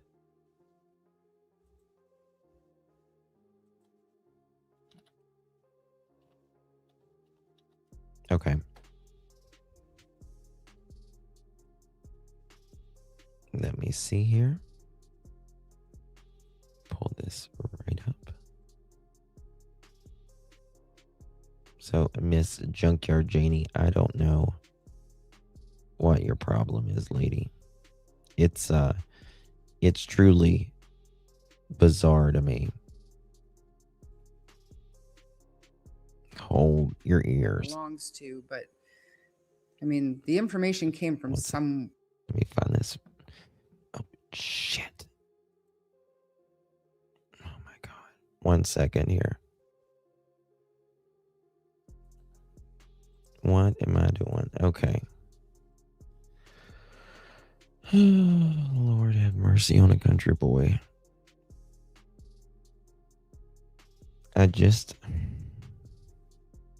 Okay, here we go. Sorry. I'm trying to find the spot where we were at. Like, Okay. he didn't just make it up, right? But whose vehicle it was could have been. So she has no proof. That's a secret. I'm reaching out to you. You come to me. You came to me at first. You came to me at first. Where does the question start? That coming out, even if he puts it on members only, you know, I'm blocked. You're going to be teared down to the lowest, because you know what? You tore me down to the lowest. Same with AB. You said a lot of stuff about me. Did she mention me? Kids are found over. Like, warning, when this is all over and those kids are found alive, he's going to be put in his place, because when this is all over, Mike, you better watch yourself, because I'm going on. Doesn't and mention you know me. what? You're going to be teared down to the lowest. because you know Mad what? Janie. You tore me down to the lowest. Same with AB. You said a lot of stuff about me, AB. Guess what? I'm not going to stop people from saying what they want to say about you. Do you So see? my Do you see what her concern is right now? You see what her concern is? Her concern is about her. That's it. Her and Danny, and how people, I know. Like, darn it. fair warning, when this is all Maybe over, after this and I phone got call is- nothing. I got nothing to lose now. But when this is all over, you wait. Their time's coming. I believe in karma. I do. As her son is literally being charged with assault, right? Sexual assault, SEXUAL assault, right? And confinement. And she has 2-step grandkids missing. She could be spending her time wisely talking about them. She's worried about others who might, not believe her bullshit. I'm upset, Sandwich. I mean, damn, I thought I would be like, And your times are at least top coming. 3. And that's not a threat. And you know what? That's a promise. And you know what? Promises are meant to be broken. What does she mean by that? She's like, that's not a threat. That's a promise. I get that part. But she says, and promises are meant to be broken. The fuck? Sorry. Okay. So there's a number of questions that our little helper has pointed out for me. Okay, this is where she starts talking And about some these of them I've questions already here. This asked, is so I'll skip interesting. over them, but Doesn't Joyous? so do you know if the dogs hit on 3 spots in your yard? Like where And promises are meant to be broken. Isn't that right, Tucker? Isn't that right? Like I said, I'd go get you a dog treat, but I really didn't, Tucker. Right? I mean, the news station came here, and I gave them 2.5 hours. They gave me a couple packs of cigarettes and a dog treat, and they manipulated me. Okay? So, that's not that's a promise, and it's not a threat. That's a promise. She says, and promises are meant to be broken. Okay, Tucker, come here, you little corn shucker. exactly did they join? Did they hit? Dogs hit on 3 spots. Well, let's see. You know something? I have not. You guys are late. I haven't done late slips in a while. What is wrong with me? Miss Maurice, you are late to the office, please. Tucker lives with a sucker. A mother sucker. Thank you, Joe Hiker. It was the Backwoods Sopranos. Yeah. I wouldn't give him that much credit. None. The dogs came here. They were free range. Yes. The dogs could go anywhere they wanted to. Everyone knows what a free range dog is, right? We all know what a free range dog is. Right? We all know what a free range dog is. This is an actual picture of Janie standing on her porch with a morning coffee, looking out at the chicken horizon with her free range Tucker. Okay? This is it. This is with a free range Tucker. Yeah. That's it. Right there, people. Right there. My dog's name is not Fluffy. My dog's name is Tucker. Tucker. Tucker. Tucker. If you don't hear it, maybe you'll know what it spells. Thank you. Have a nice day. Oh God, almost ended the stream right there. Okay. Tucka. Can't you spell Tucka? Tuckah. Spelling bees. Magdalena Justin, you son of a chicken. Here, are you happy now? Thank you so much. Thank you, Miss Magdalena. Appreciate you, darling. Thank you, lovies. What promises are meant to be broken? What does that have to do with Jack and Lilly? Well, she's not worried about Jack and Lilly here. She's worried about some small YouTuber on YouTube that, I don't know, maybe she's talked to him before. I don't know. The RCMP fellow that was with them, there was an RCMP officer and there was investigator here with the dog on this property. Up at the other spot, there was the RCMP officer with the dog and 2 search and rescue people. Okay? When the dogs came on here, I'll tell you, when the dogs came on here, yes, baby, he let the dog go. The dog was free range. The dog was free to go wherever he wanted. Free range. If the dog stopped somewhere and smelled something, the RCMP fellow went over and checked it. There was no spots. No spots here at all. They never found nothing. The dogs were here part of the day, the first day, then and the other dog was up at the pipeline or up at the blanket. When the guy left here, they all went up to the blanket spot. The dog searched up there. The next day, the buddy that had the dog up at the blanket spot, he took his dog down here.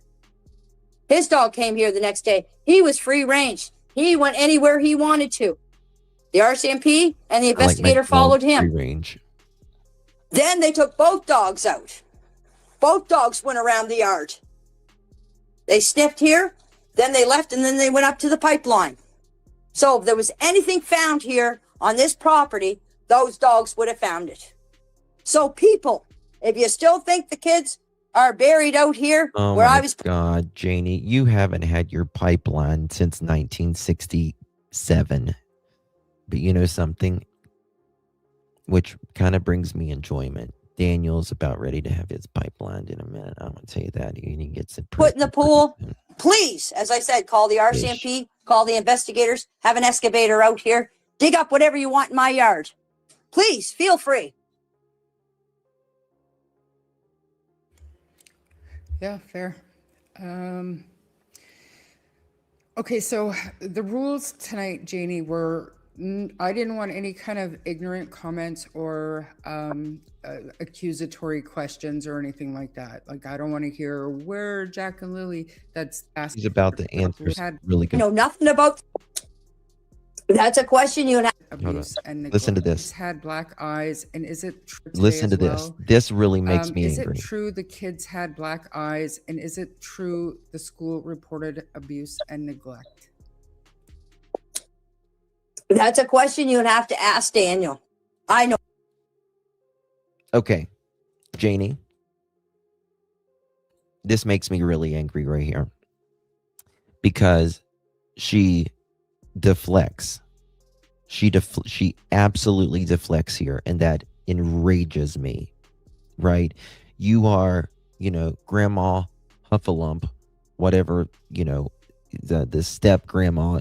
You would get Jack off and Lily off the bus, and you would get them. You would say Jack at the school, all of this, and you saw them the night before. You would watch them if they would come outside, but you don't know if Jack and Lily had black eyes and you saw them. You knew what was going on in that house. Come on now. That's crazy to me. That's insane to me. Thank you, Sammy. Appreciate Jenny. In my opinion, that statement makes zero sense. It's bullshit. As Janie would say, you kill me, Justin, with your impersonations. Thank you so much, Sammy. Appreciate you, my dear. It's very kind of you. I really do appreciate you, Miss Sammy, and thank you for being a member as well, my friend. What? Oh my gosh, Joyce, thank you so much, honey. That's very, very, very generous of you. Thank you so much. Thank you, Miss Joyous. Appreciate that as well. I really feel everyone needs to take some Tylenol. Her yelling is too much.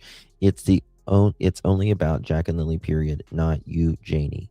Thank you. And they've wasted, like, Malaya. You know what's interesting? Malaya hasn't wasted any time on her kids, so to speak. And Lily, sorry, not Lily, Janie and Daniel have wasted all kinds of time, right? They talk about everything that, doesn't really matter. So, they deflect on every question. Well, you need to ask Daniel. You've never asked this question in a year, Janie? Right. I know Charmaine, she's just going to let her answer the question, and how she answers because Charmaine's not like me. She's not very confrontational. She just kind of lets them, and where it falls, where it falls. And everyone has their own style. And that's why, Janie won't come to someone like me or deception detective, because it would be pretty hard for him probably to nail them in their place. Love the impressionations, Justin. Thank you so much, Joe Hiker. Appreciate you very much, my friend. Really appreciate you. It's my way of just like, I think it's my way of taking out stress when I just want to scream at these people. So I know nothing about the school. I went to pick Jack up a few times from school. That's all I had to do with school. So that's a question that you'll have to, better yet, ask Malaya. Ask Malaya these questions, people, or ask Cheryl. Oh, ask Cheryl. Cheryl speaks for Malaya. Ask Cheryl. Get Cheryl to ask Malaya. Malaya will transfer. Now, why are you deflecting? Why are you deflecting, Janie? Again, Cheryl doesn't need someone to speak for, or Malaya doesn't need someone to speak for. I don't know why they have Cheryl and 7 other people in front of Malaya like she's, a prized possession here, some fragile little thing in shipping, but like precious cargo or something. But Malaya needs to answer her own damn answers. And it's not for me, not for you, not for anyone else, but for Jack and Lily, because Jack and Lily are out there. And if she's so innocent and doesn't know anything, well, speak up. Not for anybody else, just Jack and Lily. To Cheryl, and Cheryl will give you the answer. So please ask Cheryl. Have you ever considered that Daniel and Malaya had done something together with the kids? No. Listen. Again, that's the thing that gets me out of all of this. How can one person or these people just believe one of them, but not believe the other? They were in bed together, right? On their phones or dozing in and out, hearing, seeing Jack and Lily, but in bed together. No one got up. Like, Janie, how do you believe that? How do people believe? Do you mean in death-wise or disappearance or what? Disappearance. I think just they didn't specify. They just said, do you possibly consider that Daniel and Malaya could have done something together? No, no, I don't believe, because I'll tell you something right now. I believe my son 100%, Black bear. and he had nothing to do with the disappearance of Jack and Lily. And he had nothing to do with unaliving those children. Those kids are still alive. And I'll say that to the day I die, or until they're found. She believes her son, she says. Have you ever seen a black eye on Lily or Jack? Listen to this. No, I have not. And if they did get black eyes, it was from each other, because I'll tell you something. I used to come in here, even when I babysat them. Played a part of this They are last typical night. kids. When one kid does something and the other kid doesn't agree with it, of course that kid is going to hit the other kid. I've seen Jack pull Lily's hair before. I've seen Jack throw things at Lily. I've seen Lily do something to Jack, and then Jack would do something to Lily, and then Lily would go cry to her mother and say, Jack did this to me, and Jack did that to me. Or vice versa. Lily did this to me, or Lily did that to me. They're typical kids. They're 4 and 6 years old. I wasn't there. I wasn't over at Patty's when apparently Lily got her black eye. I don't know what happened when she got her black eye. Daniel said she had black eyes, or they had black eyes all the time. I've never seen a 4 and a 6-year-old ever have black eyes all the time. Like, they're the most clumsy things ever. Do you know what force it takes? I mean, think about all the places you can be hit on your body, right? Anywhere in your body. But it takes direct force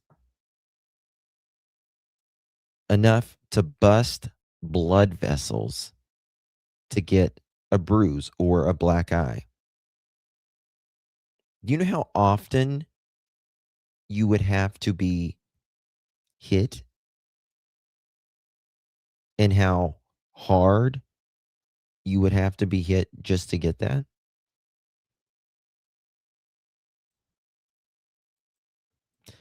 I truly cannot imagine these poor kids.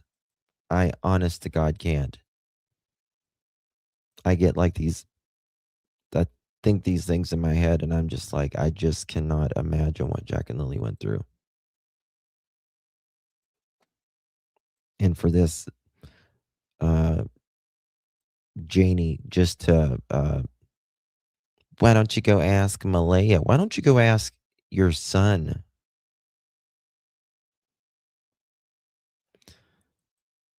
Only black eye I ever had was from my mother. I've never had a black eye. I've had bruises, but I've not had black eyes. But most people have not had a lot of black eyes. I don't care how clumsy you are or not. It's not the way it works. That's just not the way it works.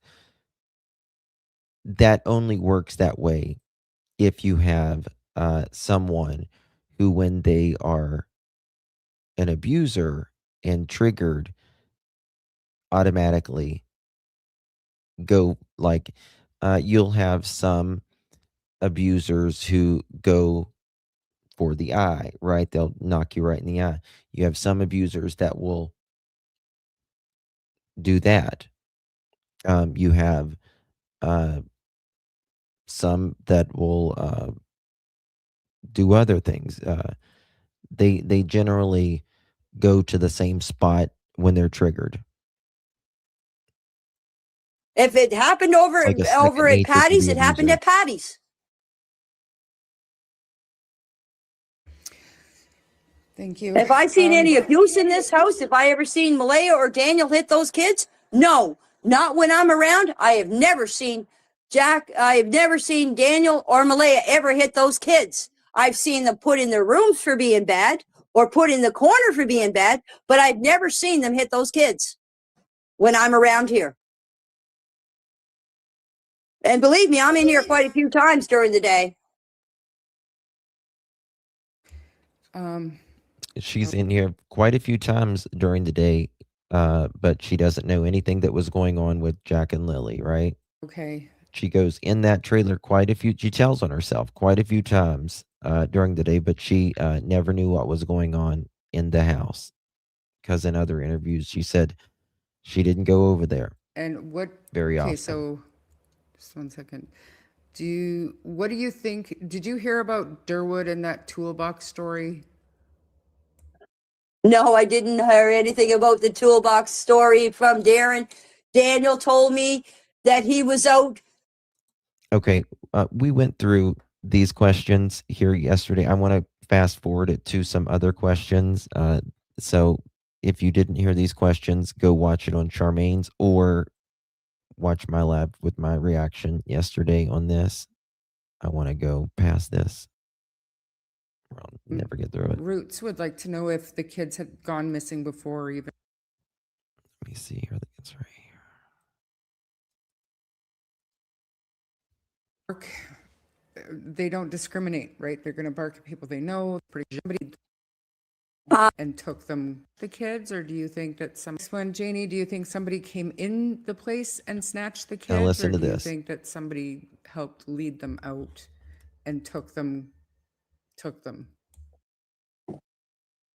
I know somebody led them out because, as I said, when they get outside that fence, they would have been yelling and screaming and hollering. So somebody had to take them. But Janie, wouldn't they have been yelling and screaming and hollering whenever they were inside the fence? When your dog barked and you said you heard them playing? And mods, can y'all drop my email, please? Joyce wants my email. Them out of that, and I am suspecting it was Malaya that took those kids out of this house. How could Malaya, again, Janie, people that support Daniel and Janie and Malaya, ask yourself, it's easy to say, oh, I think Malaya or I think Daniel, but ask yourself the timeline, the questions, their alibi, right? That they were in bed together and they heard, and Daniel seen the kids. She heard the kids in bed together. And Janie, you heard them after they heard and seen Jack or at least Lily and heard Jack. So how did Malaya take them out that morning? Again, that morning, in my opinion, did not happen the way that they said it happened. I think by 5 a.m., everything that was done was done. It took them and gave them to somebody. That's my opinion. And then Bonnie, just wanted to let you know that it's not your fault, not at all. You were not their parent. They expected too much, I feel. That is the parent's place. Absolutely, I agree. Thank you for that. Janie, do you find it strange that Malaya made the call to 911 before talking to you or checking the trailer regardless of the dog situation? I just feel that it would have been the first spot I checked.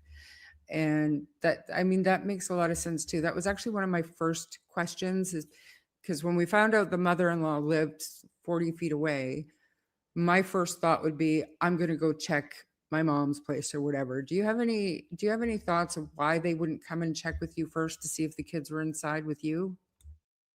The thing that why they didn't come and check with me is because apparently they thought I was away. See, every Friday. Sorry, I was gabbing there and y'all didn't see her. Again, doesn't matter if they thought you were away or not. First of all, they would have heard you if Uncle Ron would have pulled up, right, to get you. Tucker barks, all of that. Number two, whether you were gone or not, doesn't matter. They would have still checked the property. Again, I said earlier, isn't it interesting how you don't hear Daniel, Janie, or Malaya speaking about how they searched the outside, their yard, the buildings, or anything that morning. They just both run up to where the kids' cabins are, and then they all, Janie says she goes here, and Daniel gets in his car. Um, Nothing on the, they're not looking on that property, which is weird. That's the first place you're going to look, is all over that property and the buildings and all that. Second of all, you're going to make sure that door, they're at least going to come to the door and knock on it, or see if that door, the camper, is open or not, to see if Jack and Lily could have got in it even while you were gone. That's just common sense. As they said, I was going with my brother to town, so they must. And it's so interesting, Janie, how everyone reports locally, small town, isn't it? How they don't see you with your brother on Fridays. Haven't seen you with your brother for a year in town.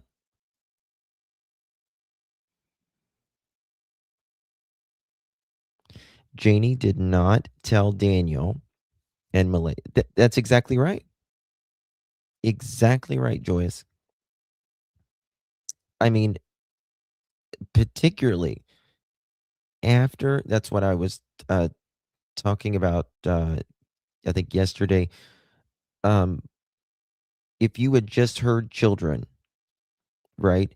If you had just heard, heaven forbid anything this happens to anybody, but your children, your grandchildren, kids outside playing, and someone comes to your door, or let's say it's a neighbor that comes to your door, but you heard the kids outside, your neighbor's kids outside, and they said, "Oh my God, have you seen or heard my kids?" And you would say, "Well, yeah, they was just outside. I just seen them or heard them." That's the first thing, or you say, if you did, you said, "Yes, I would just seen him or heard him." And if you didn't, you'd say, "No, I haven't seen or heard him." In this case, Janie had heard the kids, and her dog barked at the kids. But even after, Janie's first question is, how long had Jack and Lily been missing? You just heard them. You was the last one to hear them. Why would the last person that heard Jack and Lily say, how long has it been? What do you mean, how long has it been? You just heard them. It's not really a good look, Janie. And this is makes me think that you're not telling the truth. Must have thought I was away. That's why they didn't come over and see if I heard the kids or anything, because they didn't expect me to be home. Okay. Second of all, if they didn't expect you to be home, right? They didn't expect you to be home. If there was anybody that lived on my property, and whether they were gone or not, if they were gone, they're going to be called first thing. They're going to be called first thing. Right? And second of all, Janie, you said they didn't, we know that they didn't go to the trailer or anything. Well, Malaya wasn't looking. She said she had meadow on her hip or whatever. That wouldn't stop me from looking. If I had to put my kid, the baby, in one of the, the like the backpack thingies, I would have done that. Or I would have said, hold my kid, something like that. Like, I wouldn't not look as well. And I think we've heard Daniel has a Dodge Journey. Do you know what happened to it? I know what happened to it, but do you know what happened to it? Dodge Journey. Kiki. The Dodge Journey is gone. It went for scrap. And yes, it was checked by the investigators and the RCMP. All vehicles in this property were checked by RCMP. Why does nobody besides Janie talk about RCMP searching vehicles? Because Daniel said they didn't. And you don't hear anything about them searching about vehicles. Investigators, and God knows how many searchers have looked in the cars. We had a dryer out at the end of the driveway. You want to know how many people looked in that dryer? I could count them on my hands and my toes hundreds of times. Oh, everybody that came in this yard looked in that dryer. Everybody looked in the vehicles. My car was actually searched by a cadaver dog. And as silly as some of those places sound, it's Yeah. And the question would be, Robin, as well, did Janie, did she take her dog when she went to town? Right? Did she take her dog when she went to town? If she didn't, that dog would be barking, wouldn't they? That dog would be barking.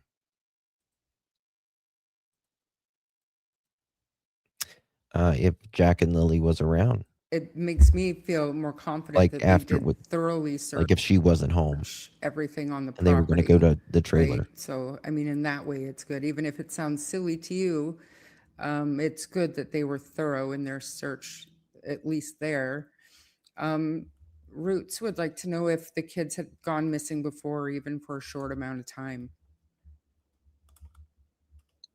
Well, as the YouTuber said that Jack has gone away before, but that's when she lived in Truro with her grandmother. Apparently, Jack took off from her care before. That's right. Yeah, but they wouldn't go out to the woods by themselves. I know I asked you Dan at guys Daddy's earlier house. today, just because the forts were so close, was that something that they did on their own? And I know that you had told me no, they just never did that.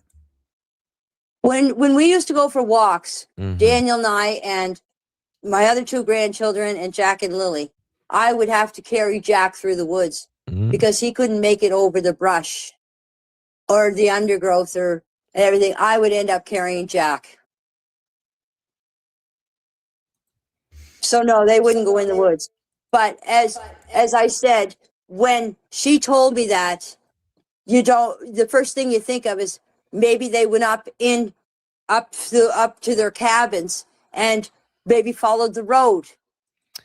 Daniel crashed the car sometimes in the fall, wasn't it? It was like late fall, I want to say. I can't remember. Thought Daniel crashed her vehicle before the cadaver dogs came. It was right about that time.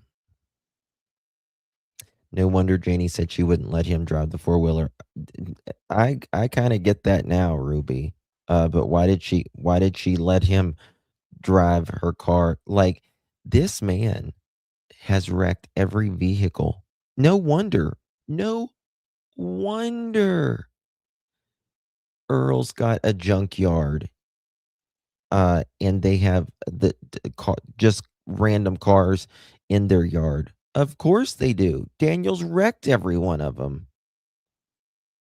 It's crazy. Crossing my fingers that the current situation on DM sticks and then he serves. Oh, yeah, I think so. I hope so. Yes, that is exactly right, Kelly. He was supposed to go see Meadow that day. Yeah. And he wrecked his dad's car. His dad's car wasn't very old, I don't think. I think that's why it is. I think it's what it is. How crazy is it that out of all this crap in the yard, the Dodge Journey is scrapped? Anything else scrapped? I think theirs is. Yeah.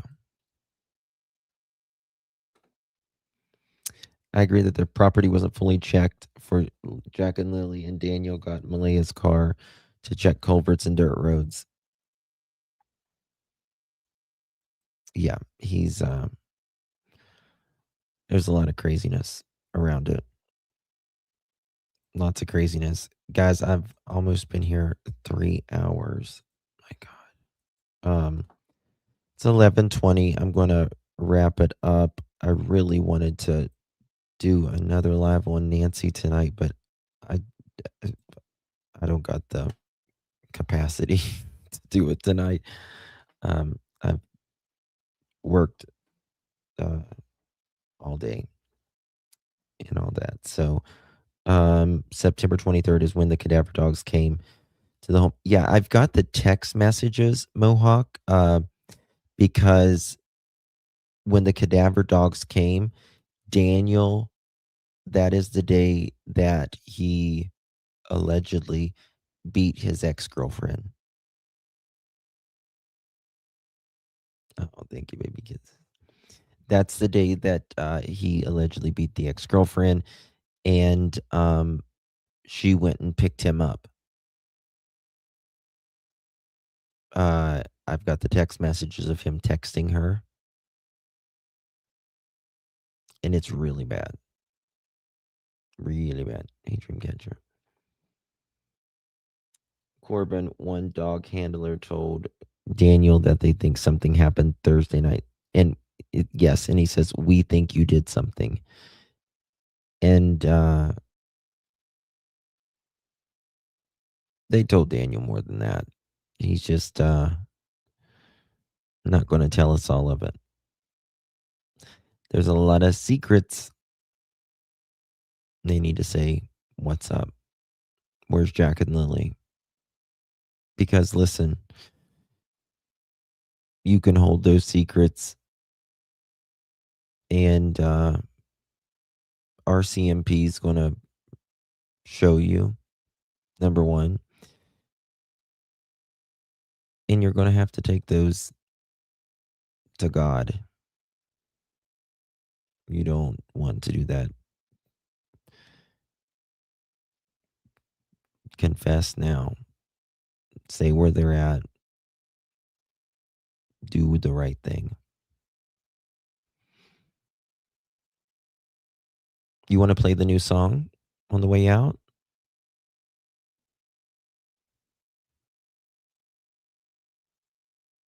We can play the song out, yeah. If you want. This is the new song called Janie's Got a Rake. And yeah. I love you guys. Thank you so much. Let's rock it out. Janie's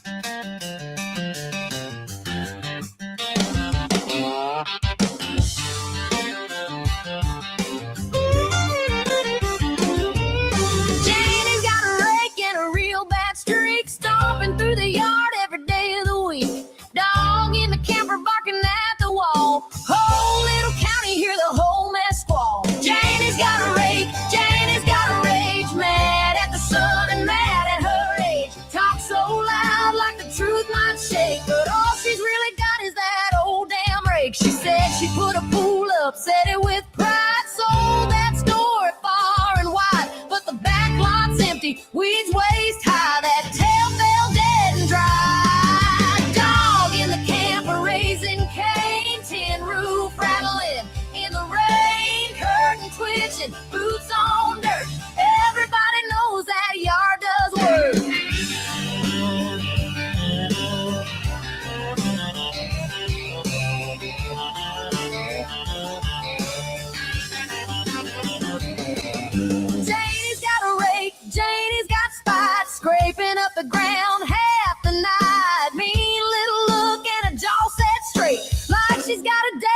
blame and hate. She talks real big, but the place talks back. Mud in the grass and junk out back. Porch light buzzing, screen door shake. Same old song in the same old array.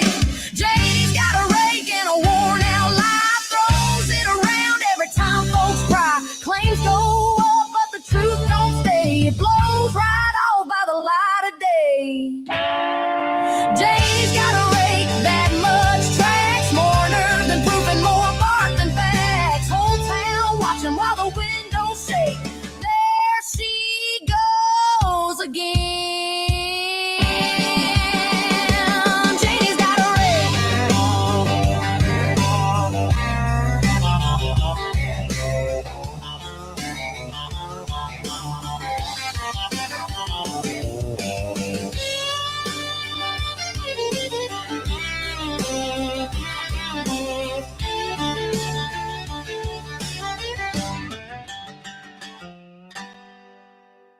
Yeehaw. Love you guys. Good night, everyone. God bless. Janie, you had a rake? Or you lying?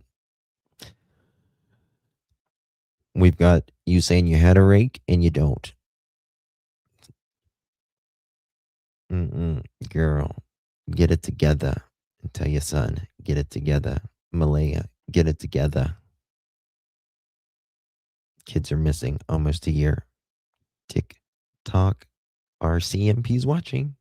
God bless you all. Justice for Jack and Lilly. Good night. God bless.